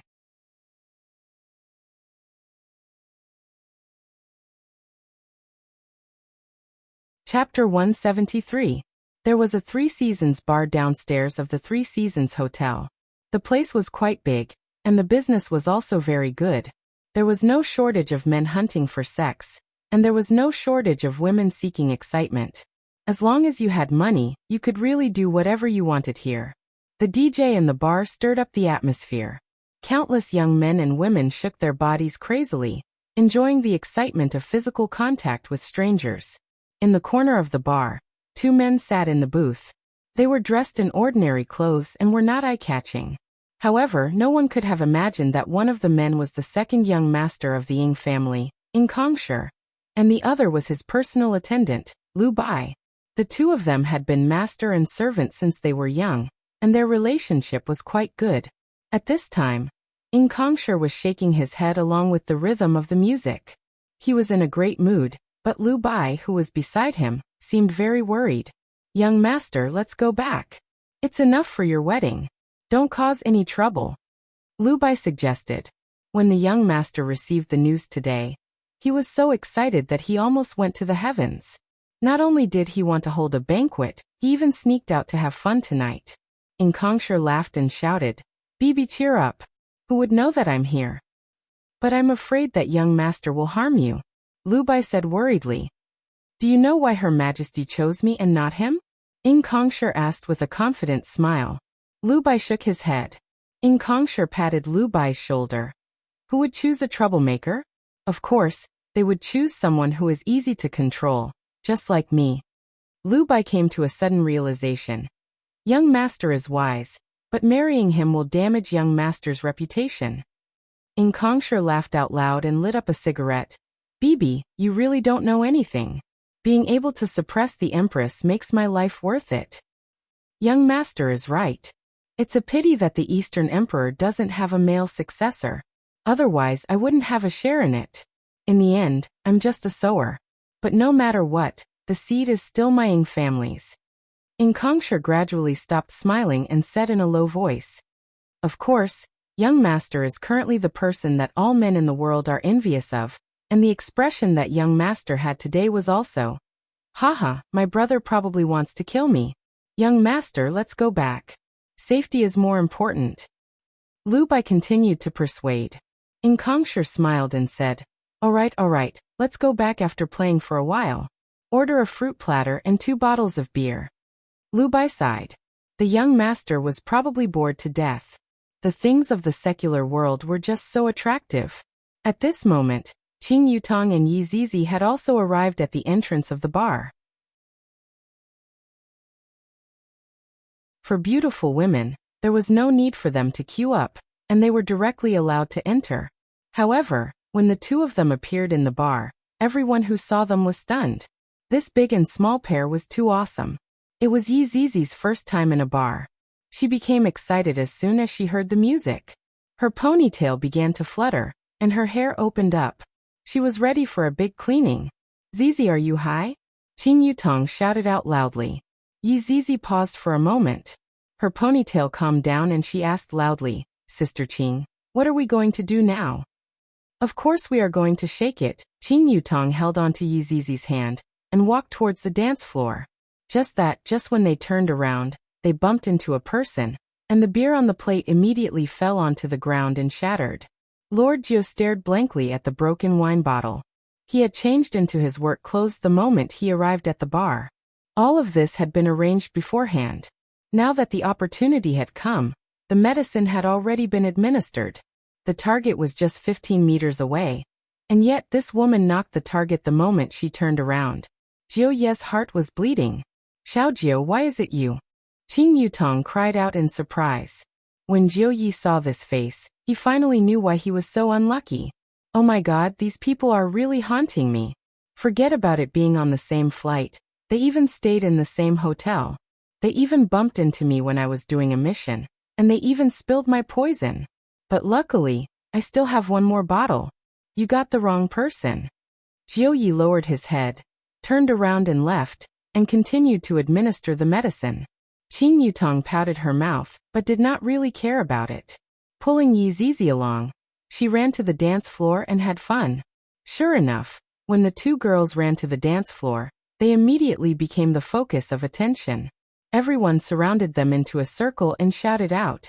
Qin Yutong was a celebrity, her dancing skills and whatnot were not difficult for her. It was Yi Zizi's first time dancing and she did not really understand, but when she saw Qin Yutong twisting and turning, she started learning, and very quickly she found the feeling. A beautiful woman that was bubbling with beauty and a cute little loli. There were a lot of people at the scene who were currently opening up Baidu and searching how many years they would be sentenced to. Those two are a bit interesting. In Kongsher also noticed Qin Yutong and Yi Zizi who were on the dance floor. Lu Bai nodded his head. Gongzi's eyesight is indeed unique. Do you need me to go? Go ahead, this big and small pair are truly not bad. In Kongsher's eyes shone, this kind of beauty is too rare to see. Qin Yutong and Yi Zizi enjoyed everyone's gazes, and they felt great, and Yi Zizi became a bit excited again. I am almost unable to control the feeling of sucking people. Yi Zizi pouted her small mouth. Although it was not interesting for ordinary people to suck people, it was still better than nothing. Two misses, can you give me face and drink a cup of wine? Lu Bai could be seen walking in front of the two of them and shouting. Qin Yutong pulled Yi Zizi and straightforwardly agreed. There is a free drink to drink, it would be a waste not to drink. Lu Bai thought that it would be very hard to persuade them, but he didn't expect that it would be so easy. Seems like Gongzi is going to have good luck with women tonight. Seeing a beautiful woman leaving with a man, everyone was envious. This kind of thing is hard to encounter even once a year. Arriving at the booth, In Kongsher stood up, then stretched out his hand in a refined manner.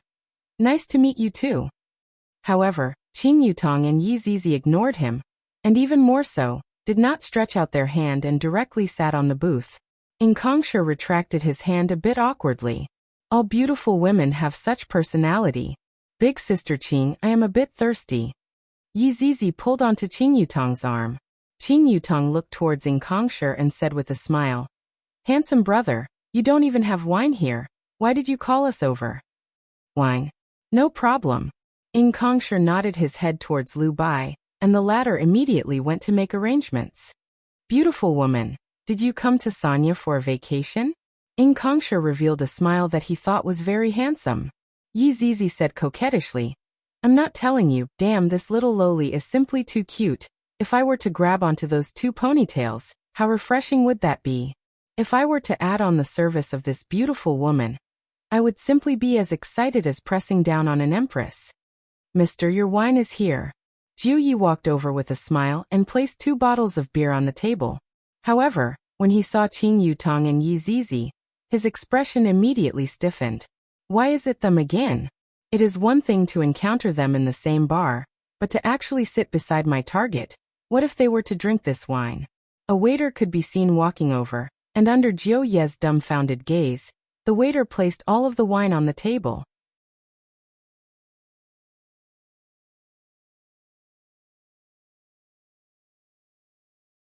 Chapter 174. Lord Jiu was on the verge of tears. Qin Yutong was very puzzled. What exactly is this 9th master doing? He secretly disguised himself as a waiter, and looked as if he had just eaten **tea. How about playing dice? Qin Yutong suggested. Whatever the beautiful lady says. In Kongsher smiled faintly. The moment he thought about grabbing onto Ponytail and attacking crazily, he was secretly delighted.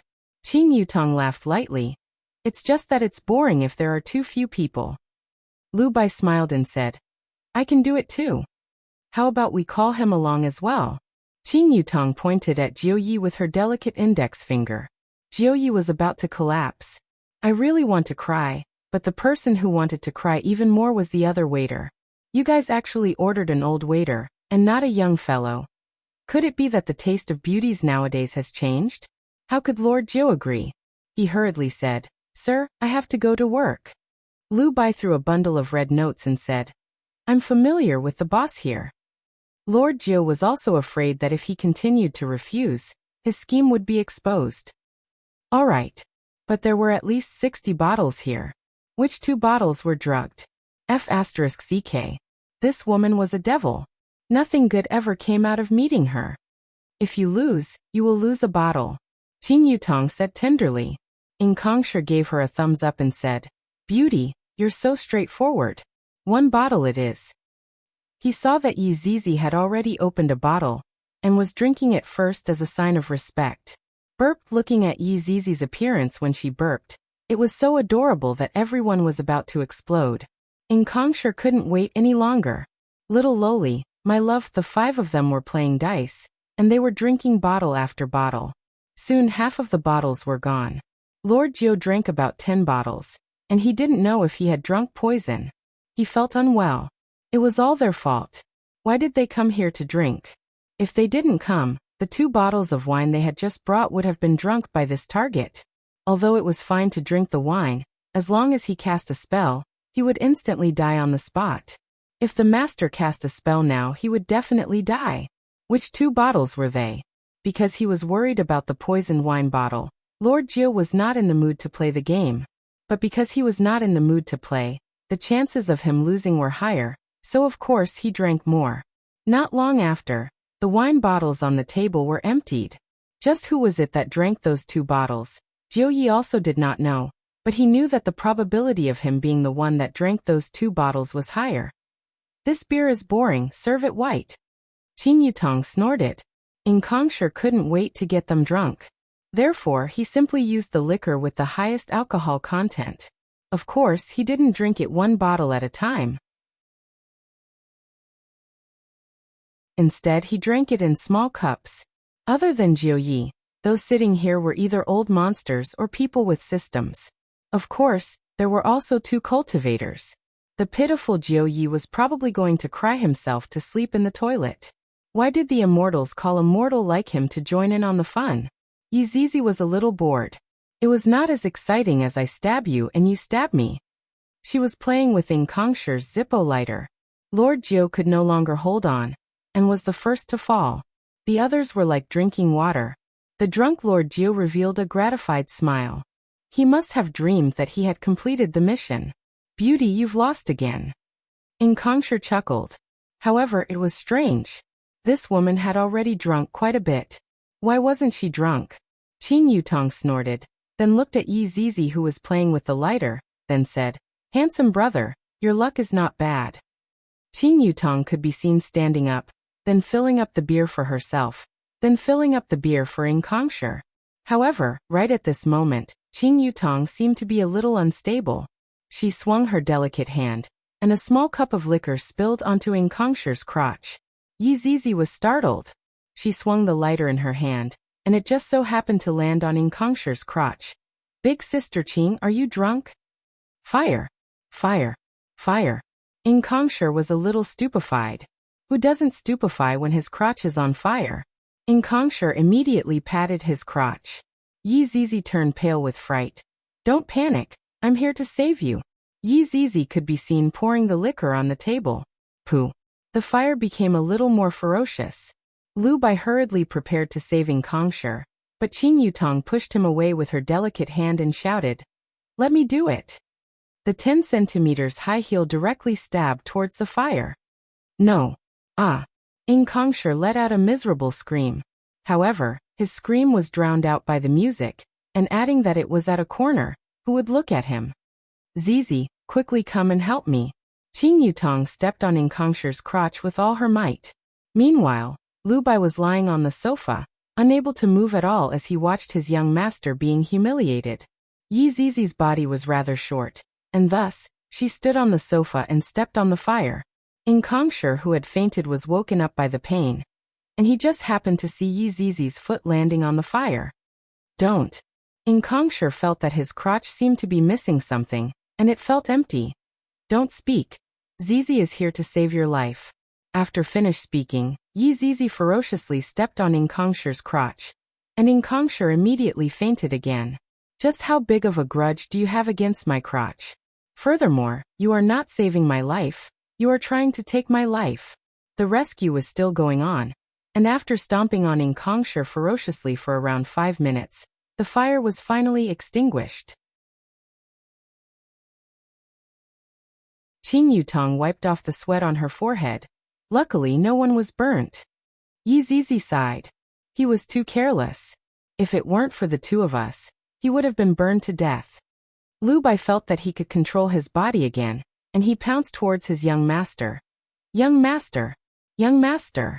Wake up! Quickly bring him to the hospital. We can only help him to this point. Zizi, let's go. After finished speaking, Qing Yutong pulled Yi Zizi and left. Walking out of the bar, the two of them shook their eyebrows, high-fived each other, and hopped back to sleep. How dare you tease me? I will stomp on you in the bar. Lu Bai looked at young master's crotch. It was dyed red with fresh blood. It was probably a mess of flesh and blood. No. He had to go back and get treated. Lu Bai carried Ing Kongshi on his back and left quickly. Lord Jiu, who was originally drunk, immediately opened his eyes. If he did not pretend to be drunk just now, who knows how much he would have drunk? But when he squinted his eyes and saw them being violent, he couldn't help but touch his crotch. It was too cruel. A living person was trampled into a cripple by them. Thinking about how those 10 centimeters high heels pierced into his body, that kind of sour feeling. I reckoned that only my target would be able to experience it. Now is not the time to think about this. I have to report to my master. Please don't use any magic. After changing his clothes, Lord Jiu immediately returned to his room and sent a message to one of his masters. Master, the poison seems to have been drunk by me. After waiting for a long time, his master finally replied. Lord Jiu was a bit stupefied. I don't understand what these 6 dots mean, but no matter what, I still have to report back the message that I just received. Master, although the target did not die, his balls exploded. Lord Jiu's master clearly did not react to what Lord Jiu said, and was still thinking about what the word balls meant. After a long time he replied, What do you mean? Lord Jiu wanted to give this master of mine a new definition. You don't even understand this. Don't tell me that you are still a virgin? The target might have become a eunuch right now. After finished speaking, Lord Jiu waited for a reply. As long as the target doesn't scold me and give me the antidote, it will be fine. Little Jiu, well done. Looking at the reply, Lord Jiu was very stupefied. What is going on? What do you want? Tell me. Anything is fine. Lord Jiu was stupefied.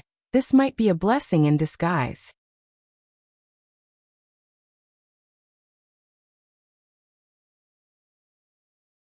Chapter 175. Right now, Lu Bai was carrying Ing Kongshi on his back and flying towards the sea surface at high speed while muttering, Young master, hold on, we are almost there. If I knew that this would be the end result, I would have already persuaded young master to go back home. How am I going to explain such a big matter to him? In the sky, Lu Bai suddenly stopped and took out a token. A white halo appeared in front of him and directly passed through. It was still the sea surface, but there was an island not far away. There were ancient buildings built on the island, and a towering city gate extended to both sides of the island. Day and night, the city gate faced the sea and the sunrise. The city gate was grand and magnificent. There were more than 20 buildings on the city gate, but it didn't feel crowded or repetitive at all. There were pavilions, terraces, waterside pavilions, strange rocks, flower beds, and bonsai decorating the buildings. When the guards on the city gate saw someone flying over, they immediately raised their vigilance and shouted, Who are you? Quickly get out of the way, this is the second young master. Lu Bai shouted. The guards were startled and immediately kept their weapons and lowered their heads. Lu Bai didn't think too much and ran straight towards the center of the buildings.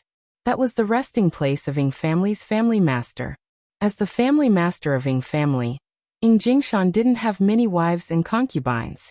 In his entire life, he only had this one woman by his side, and her name was Yu He.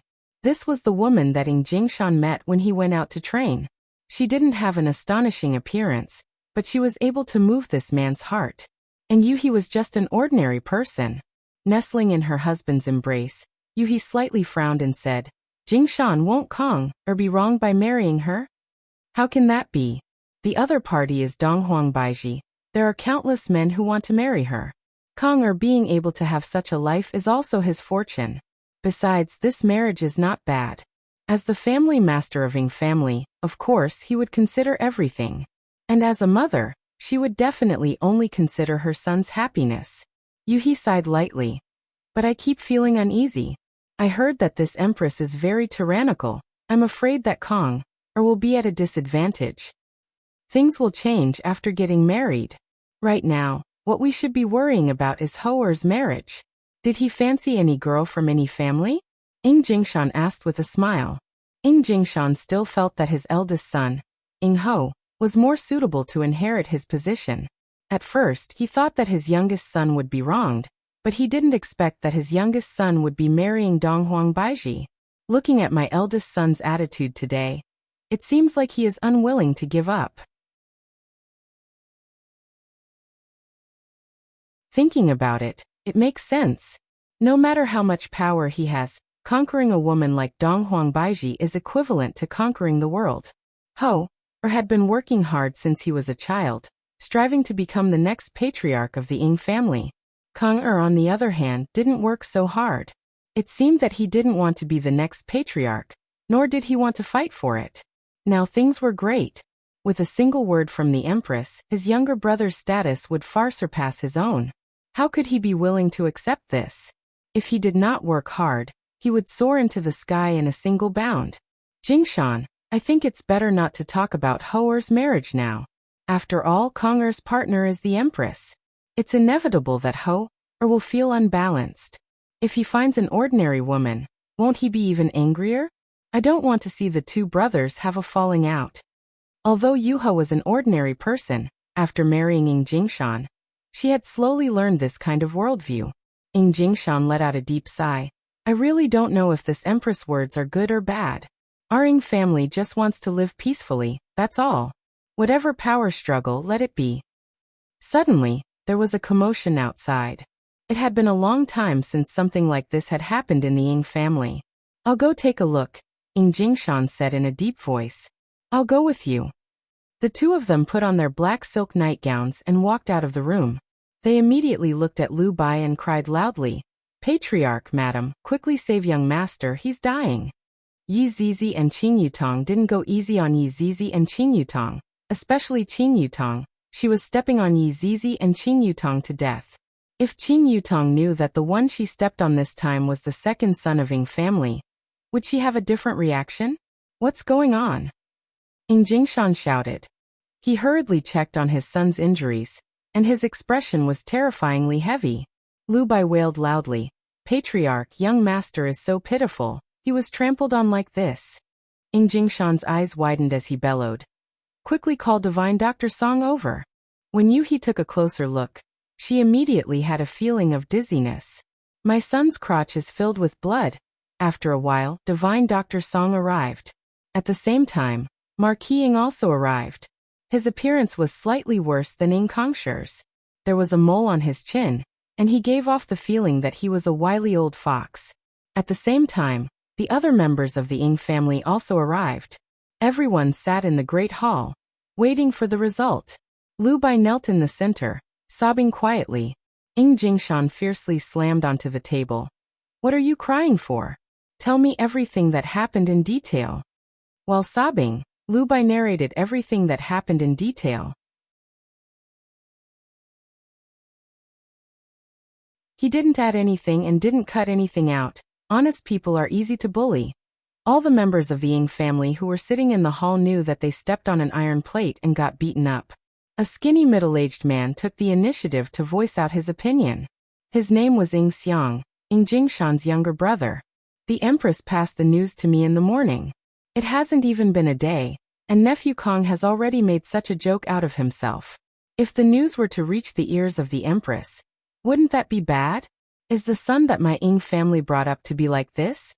Ing Xiang's words had a bit of a taste of throwing stones at a person who was down, and there was even more of a hidden mockery hidden within. Marquis Ing, who was standing behind his father, didn't say anything. Right now, silence spoke louder than words.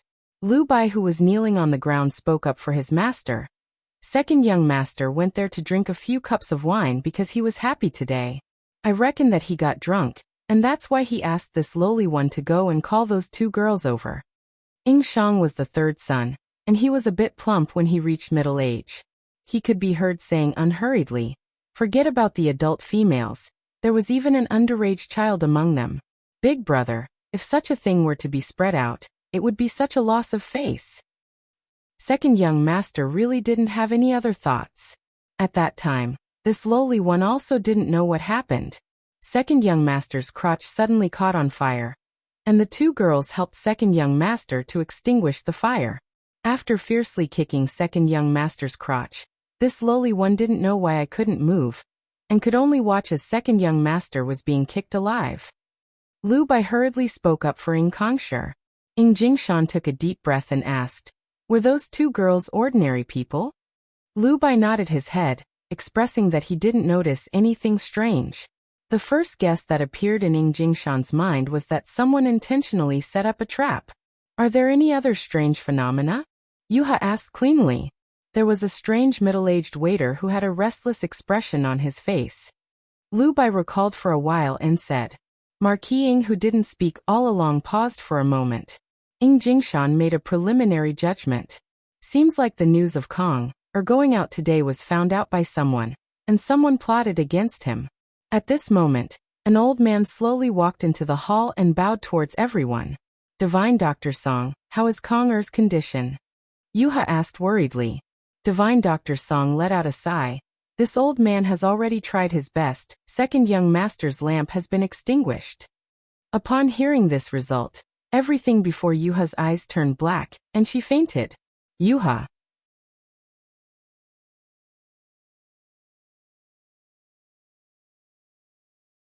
Chapter 176. Yuha couldn't take this kind of blow and fainted. "My son is actually unable to have sex."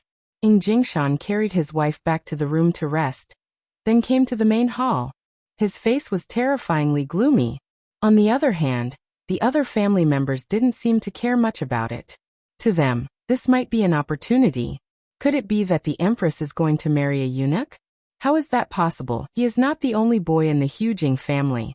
Ing Xiang said, "Big brother, it has only been a day, and nephew Kong is already like this. How are we going to explain this to the Empress?" "That's right, big brother. It is already very shameful for such a thing to happen to Ing family. The betrothal gifts are going to be sent over tomorrow. Big brother, it is better for you to make plans as soon as possible." Ing Shang also followed and said, "If my son marries the Empress, that would be the rhythm of a meteoric rise. Furthermore, big brother only has two sons. One has become a eunuch, and the other has to marry out, leaving the position of the family head empty. Or continue to be the family head and let the other boys marry out. You can't have your cake and eat it too. This matter must be investigated thoroughly." "Ing Ho." Ing Jingshan shouted gravely. "Yes. Bring back the waiters of the bar and those two girls. I would like to see who dares to mess with our Ing family." Yes. It was impossible to find Jiu Yi.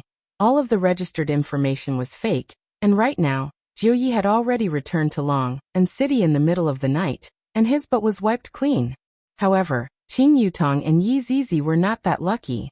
Ing Xiang said hurriedly, "Big brother, tracking down the culprit behind the scenes is important, but how do we answer the Empress tomorrow is also important. Let me think about it. All of you go and rest." Ing Jingshan waved his hand, feeling depressed in his heart. Unexpectedly, Ing Shang said, "Big brother, nephew Kong is going to hold a banquet at Three Seasons Hotel tomorrow. Should we cancel this banquet? He is already like that. He can't even stand up, and there is still a banquet to celebrate?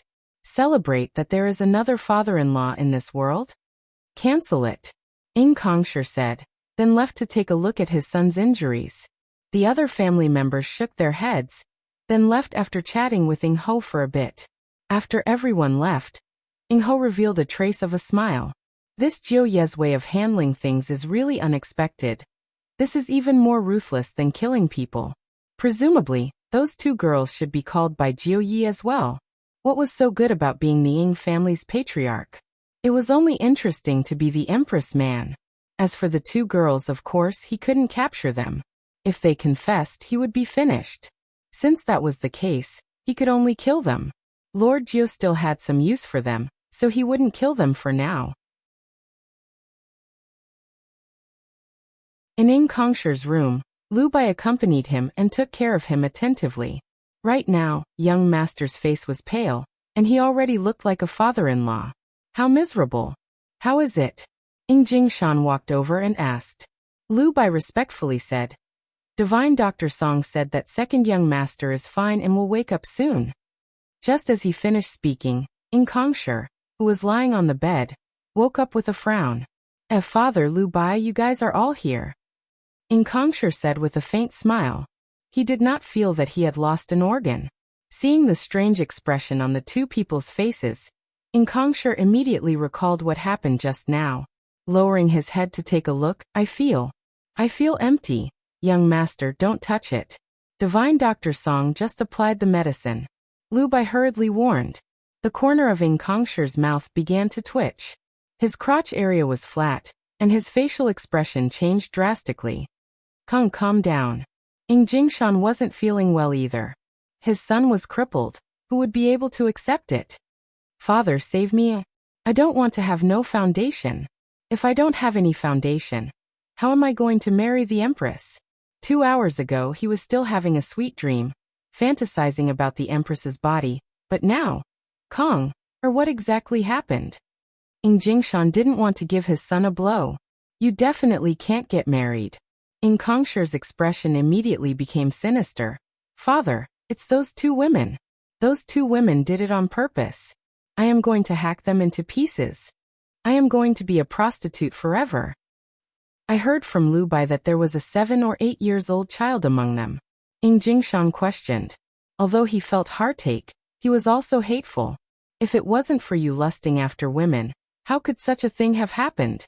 To actually lay your hands on a child. You have lost all your face.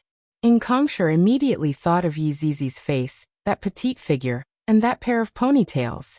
It's a pity that it's impossible for me to grab onto those ponytails right now, not even in this lifetime. Father, I only invited them for a drink. I don't have any other motive. Ying Kongsher hurriedly explained. Ying Jingshan let out a deep sigh. Father, I still have to hold a banquet tomorrow.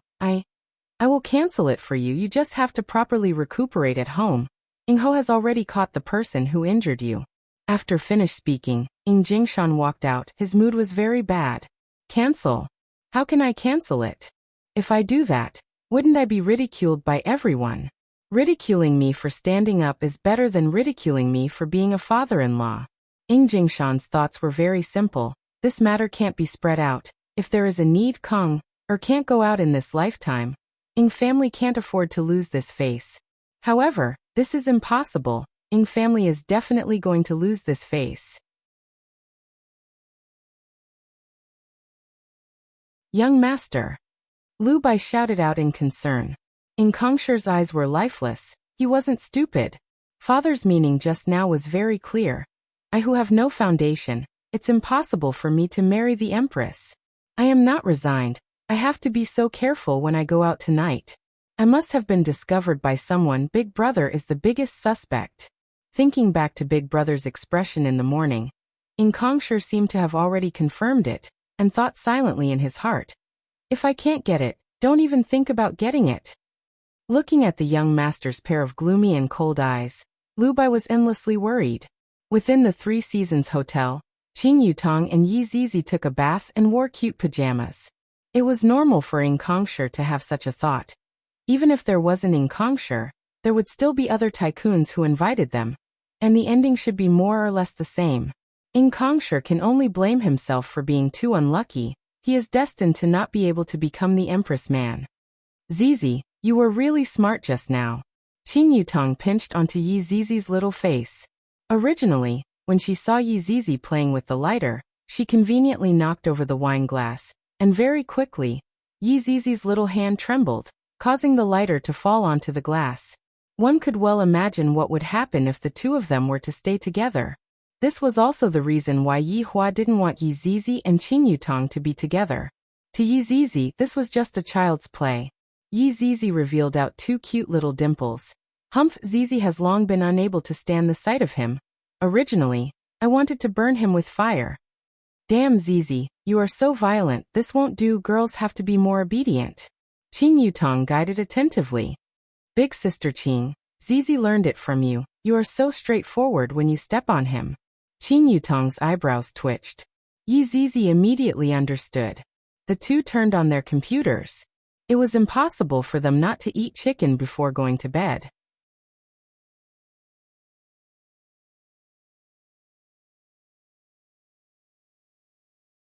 Chapter 177. This person was dressed in black, and he hid well in the dark. An assassin like him didn't need to sneak in at all. He could just fly up and enter through the window. The mission this time was just two ordinary people. It was too easy. Gently floating on the balcony, the black-clothed man took out a short dagger and smeared a layer of poison on it, killing without leaving a trace. Sneaking a peek at the room at the side, the lights were still on. The man in black started to walk into the room with a sinister smile on his face. However, Zizi, there's someone outside the window. Qing Yutong could be heard shouting out while wearing earphones. The man in black was shocked. How did they find him? Didn't the intelligence say that they were two ordinary people?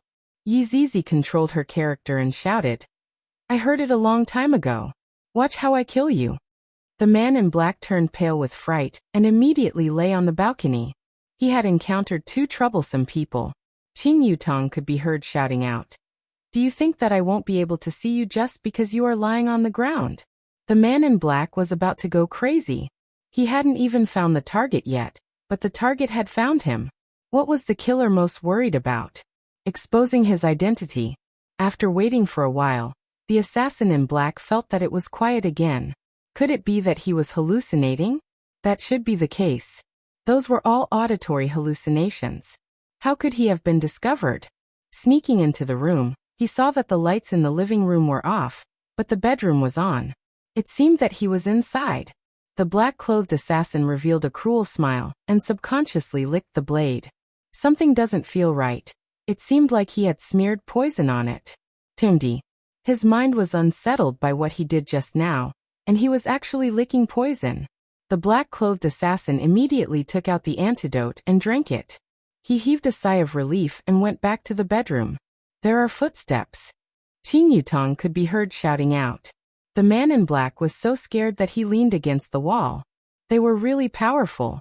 His footsteps were almost silent, but they could actually hear him. Yi Zizi giggled and said, Sister Qing, we've stopped a fool. The black-robed man's expression changed. Could this be a trap? He actually jumped into someone else's trap. Zizi, don't move. Wait for me to get my weapon. I'm going to blow his head off today. Qing Yutong's delicate shout rang out again, and this frightened the black-clothed man. He had really fallen into someone else's trap. No. This mission was too difficult. He had to call for more helpers. The man in black took small steps, preparing to slip away. You still want to run? Zizi, blow his head off. Okay, the man in black couldn't care less and directly broke through the window. There were many traps inside. The information was wrong. He had to rethink the plan.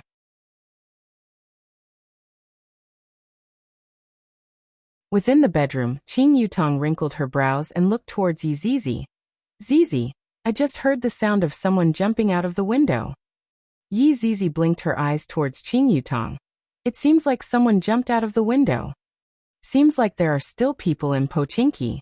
Qing Yutong let out a breath. However, the two of them had an evil smile on their faces. This game was simply too fun. The room at the side was precisely Yi Hua's room. The sound of the window breaking caused Yi Hua to open his eyes, then casually waved his hand. The black-clothed man, who was rejoicing over his escape, gradually disappeared as he flew. It was truly a painless death. Lightly caressing the woman in his embrace, Yi Hua noticed that she was not woken up by the commotion.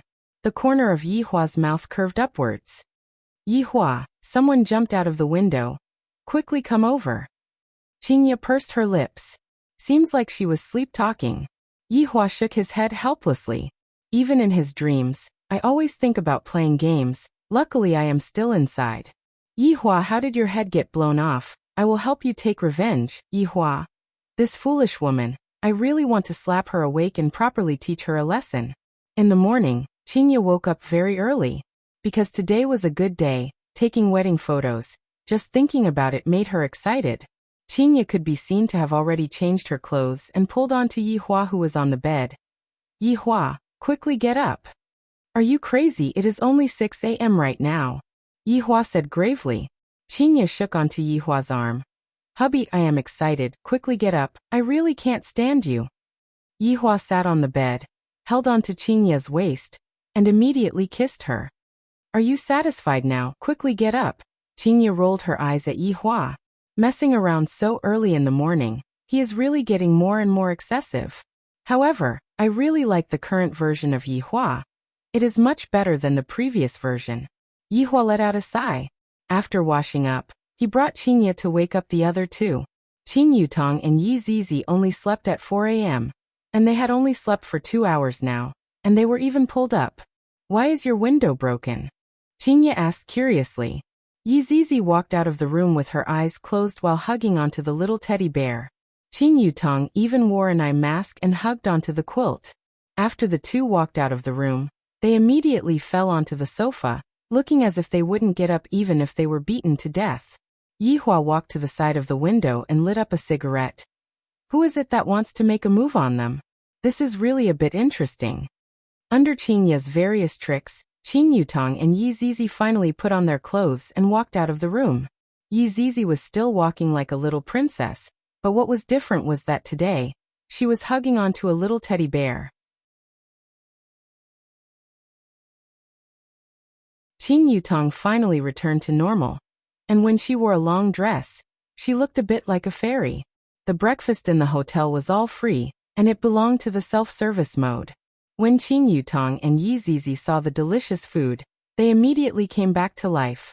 Meanwhile, Yihua occupied the seat and continued to act like a master. What is the biggest use of a wife? That is to hug the wife to sleep at night, and serve the wife during the day. That would be meaningless. How could Qingye not know Yihua's character? She gave Yihua a deep-fried dough stick and a bowl of porridge, okay. Yihua took a look at his, then looked at the other threes. What is this for me? Big brother is so stupid. This is breakfast. Yi Zizi said with a smile. Yihua glared at her, and the latter immediately shrunk back. Qingye laughed. All right, I was just joking with you.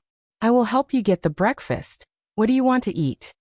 Forget it. I don't have much appetite if I wake up too early. Yihua said faintly, then drank a few mouthfuls of porridge. Qing Yutong sized up the surroundings. Yesterday, the hotel was still filled with people. Why is there a lot less people today? Brother-in-law, don't you feel that this hotel is a bit weird today? Qing Yutong asked curiously. Yihua had felt it a long time ago, but he didn't put it to heart. Suddenly, two men sat behind Yihua's table with breakfast in their hands and whispered to each other.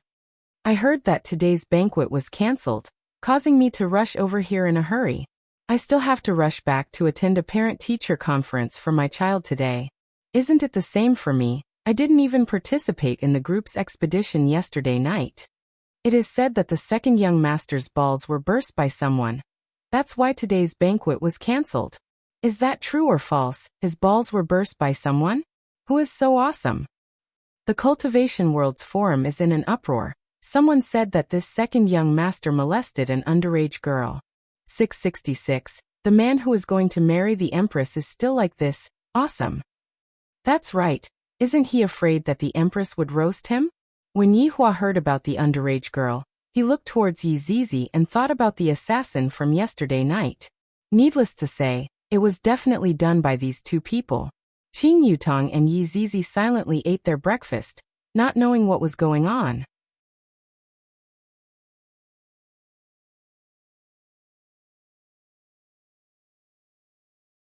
Chapter 178. What are the arrangements for today? Yihua asked lightly. Qingye wiped her sexy little mouth. I have already contacted them just now.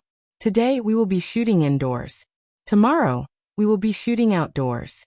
The two of you are off today. Yutong, take good care of Zizi. All right. Qin Yutong nodded her head.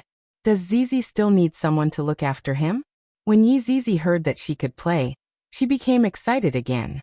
She felt that the person she trampled yesterday should be a big shot. If she wasn't wrong, there should be more to it. She had to properly discuss with big sister Qing about how to play the person to death. Just thinking about it made her excited. It was a pity that the big bone dragon and gluttonous monster weren't able to come. One day. There was still one more day tomorrow. Can't it be completed within an hour? Yi Hua found it hard to believe. Just taking a photo actually takes 2 days.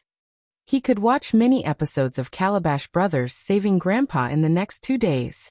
Qingya knew that Yi Hua was getting impatient, and as if she was coaxing a child, she said, "It will be very quick. It will only take around 10 sets of clothes, and furthermore, you will be able to carry me for the entire journey." That's more like it. Qingya felt a bit of a headache. This husband of mine is too clingy. Looking at his posture, he seems to be wishing that he could hug onto me 24/7. He is becoming more and more adorable, especially when he is putting on a straight face. If Donghuang Baiji were to hear Qingya's inner voice, just thinking about how Donghuang Baiji would react was a bit exciting. Seeing that they were almost done eating, Qing Yutong pulled Yi Zizi up and said, "We are full. We are going back to our room to sleep. Remember to have the glass changed, it's dangerous," Qingya warned. "All right. Eldest cousin, eldest sister-in-law, Zizi will not accompany you anymore." Yi Zizi waved the teddy bear in her hand and said with a smile. On the other hand, Qingya was all smiles. Xiao Zizi is truly adorable, scary. In order to obtain more accurate information, Yi Hua first contacted Wei Chong. "Is there any information?" "Your Honor, give subordinate 1 minute." Wei Chong immediately contacted Death Mage. "Is there any information?" Right now, Death Mage wasn't staying in the park anymore. He was staying in a hotel. Although the hotel wasn't very high class, at least he had a bed. "Yes. In the south, Sonya seems to be making a big move. I thought they were going to fight, but half of them left this morning. It was good that there was information, but he was afraid that there would be none." Wei Chong said. "Good. Good job, keep an eye on him." "Yes, Master." Death Mage took a look at Sun Fong, who was beside him, who was still unconscious, then went back to focusing on playing the game for 100 years. "I didn't expect that this kind of information would actually be praised by my master. Not bad." Wei Chong passed the information back to Yi Hua, and Yi Hua praised Wei Chong. "Finally, Wei Chong has done his job well. However, I still need to investigate further." Then Wei Chong gave the order to Death Mage. Death Mage, who was lying on the bed, naturally accepted the order unconditionally. However, right now he had a bit of a temper. GGG. Royal Translation. What kind of lousy game is this? It has never King won before. You want to cheat me of my money? I'll uninstall it and leave the mobile game world. After saying that, Death Mage really uninstalled the game. This kind of determination was really scary. Opening up the international news, Death Mage began to skim through it. This is also a skeleton that worries about the world's affairs. Suddenly, an advertisement attracted Death Mage's attention. "Good big scum. I'm Scum.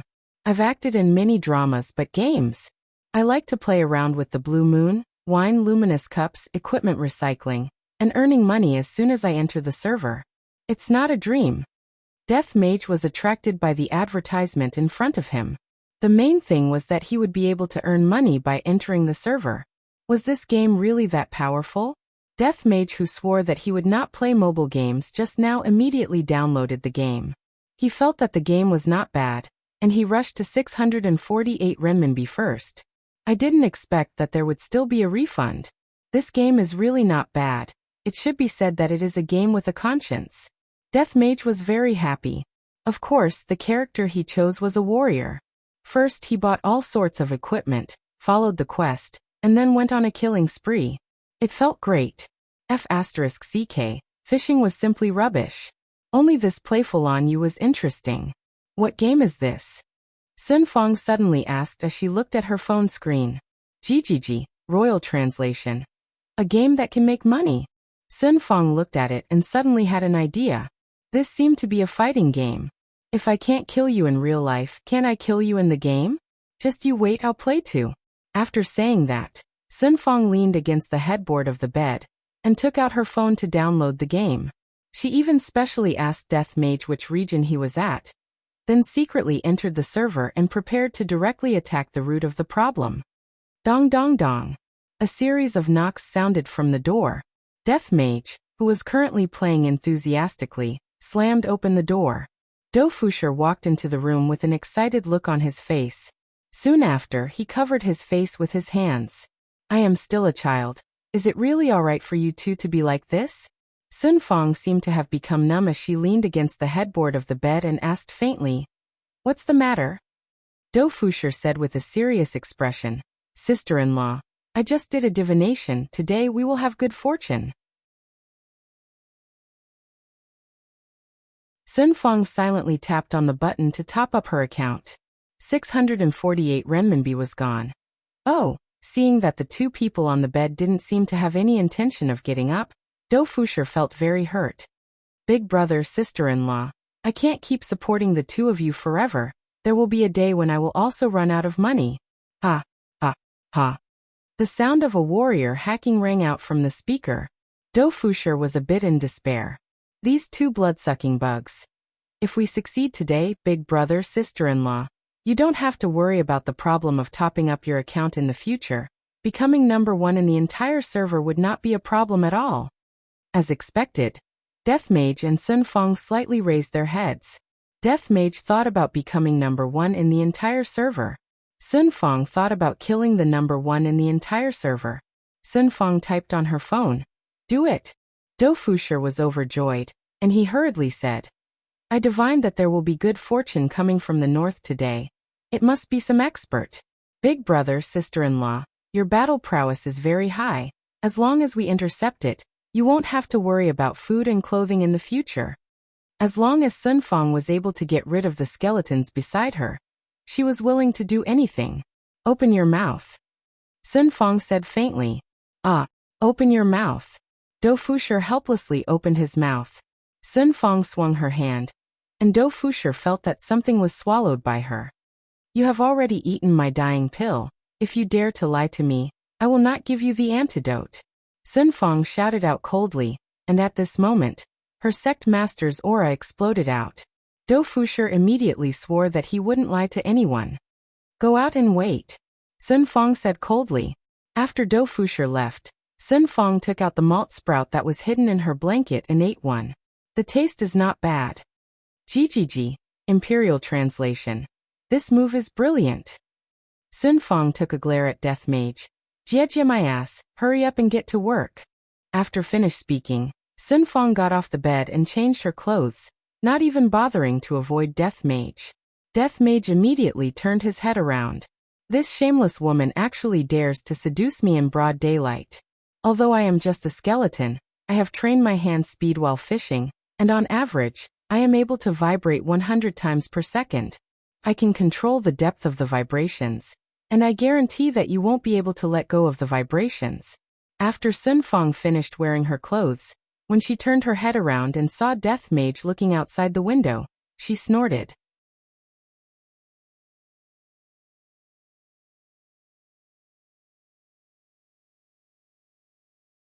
Chapter 179.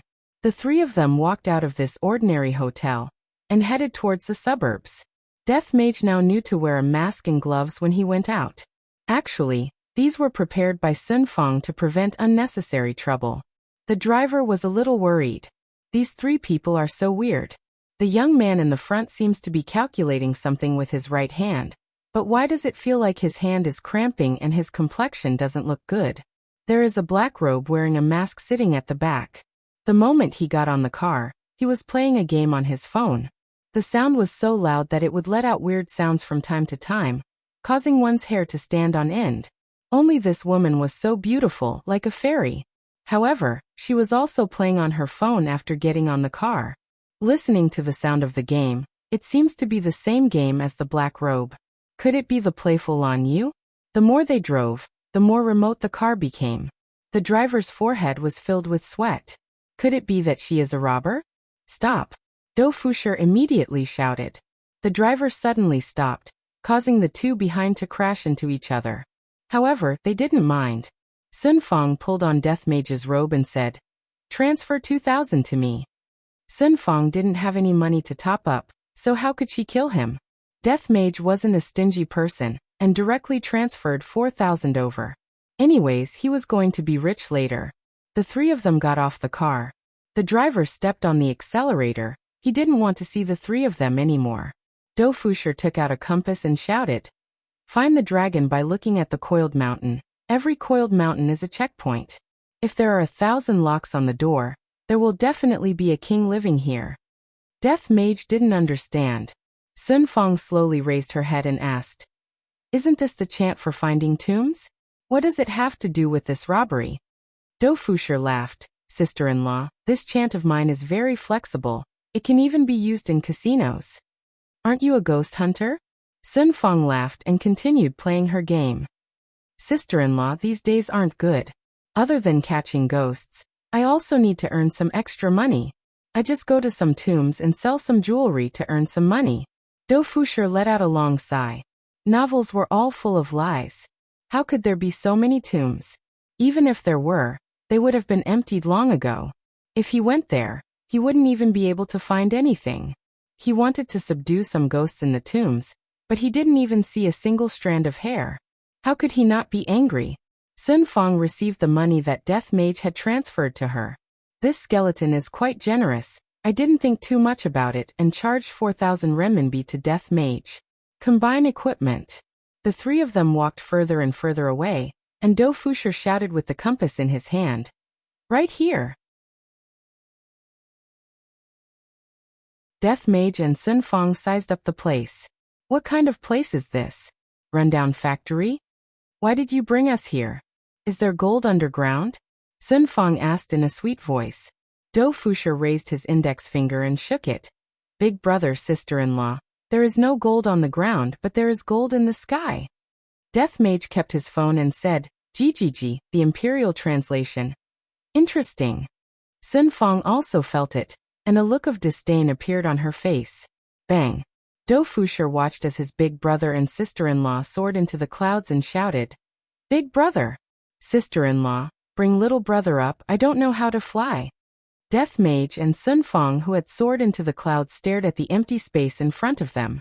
Death's scythe immediately appeared in Sun Fang's hands, and with a flick of her hand, the purple gold treasured sword appeared in Sun Fang's hands. "Who dares to stop Voidless Realm?"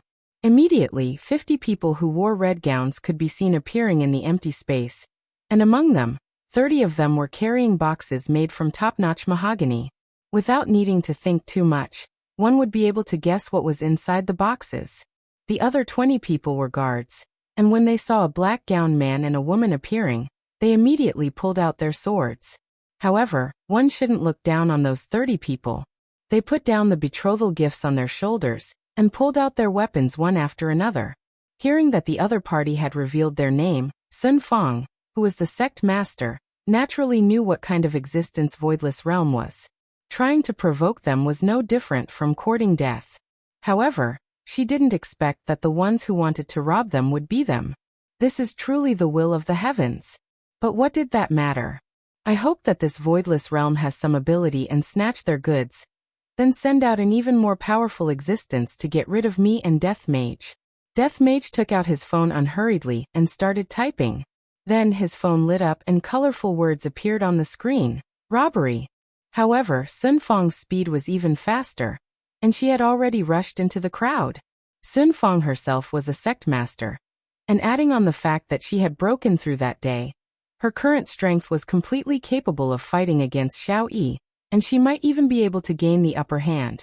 If she also had an ancient godly item, she might even be able to defeat Xiao Yi. However, Death Mage had the ability to instantly kill Xiao Yi. There was still a gap between them. Looking at Sun Fang dancing in the crowd, blood splattering all over the place, and limbs flying all over the place, Death Mage was a bit dazed. At this moment, This woman suddenly looks so beautiful, especially when the enemy's blood splattered onto her spotlessly white cheeks, and her inhumane gaze, it's too alluring. Dofusher still didn't know what was happening in the sky, and he was anxiously waiting below. When he raised his head to take a look, a black dot suddenly appeared in the sky. Dofusher wrinkled his brows. What is that black dot? As the black dot got closer and closer, Dofusher was startled. That black dot is actually a severed arm.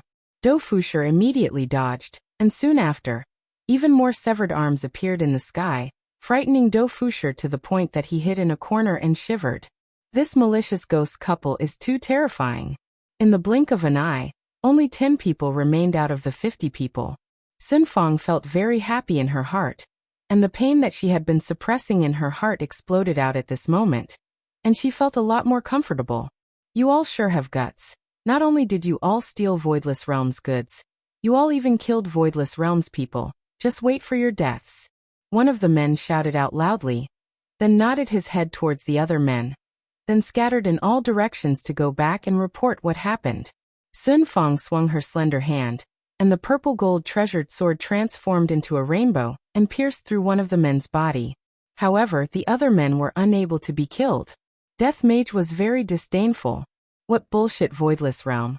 My master is able to exterminate you all with just a single move, and His Honor is able to exterminate you all with just a single word. And me. GGG Imperial Translation. Tentacles of Darkness. Countless big, round, and thick tentacles appeared out of thin air, and attacked towards all directions. Back then, this move scared Xiao Yi to the point that he had to flee in all directions. Facing against the unparalleled Death Mage, Voidless Realms people were unable to resist at all. Their bodies were pierced through, and in the end they were devoured by the tentacles. This move is very similar to Wei Chang. This was the first time that Sun Fang saw Death Mage using a technique, and she thought to herself, what would happen if I were to face Death Mage's technique head-on? If my speed isn't fast enough, I will end up the same as them.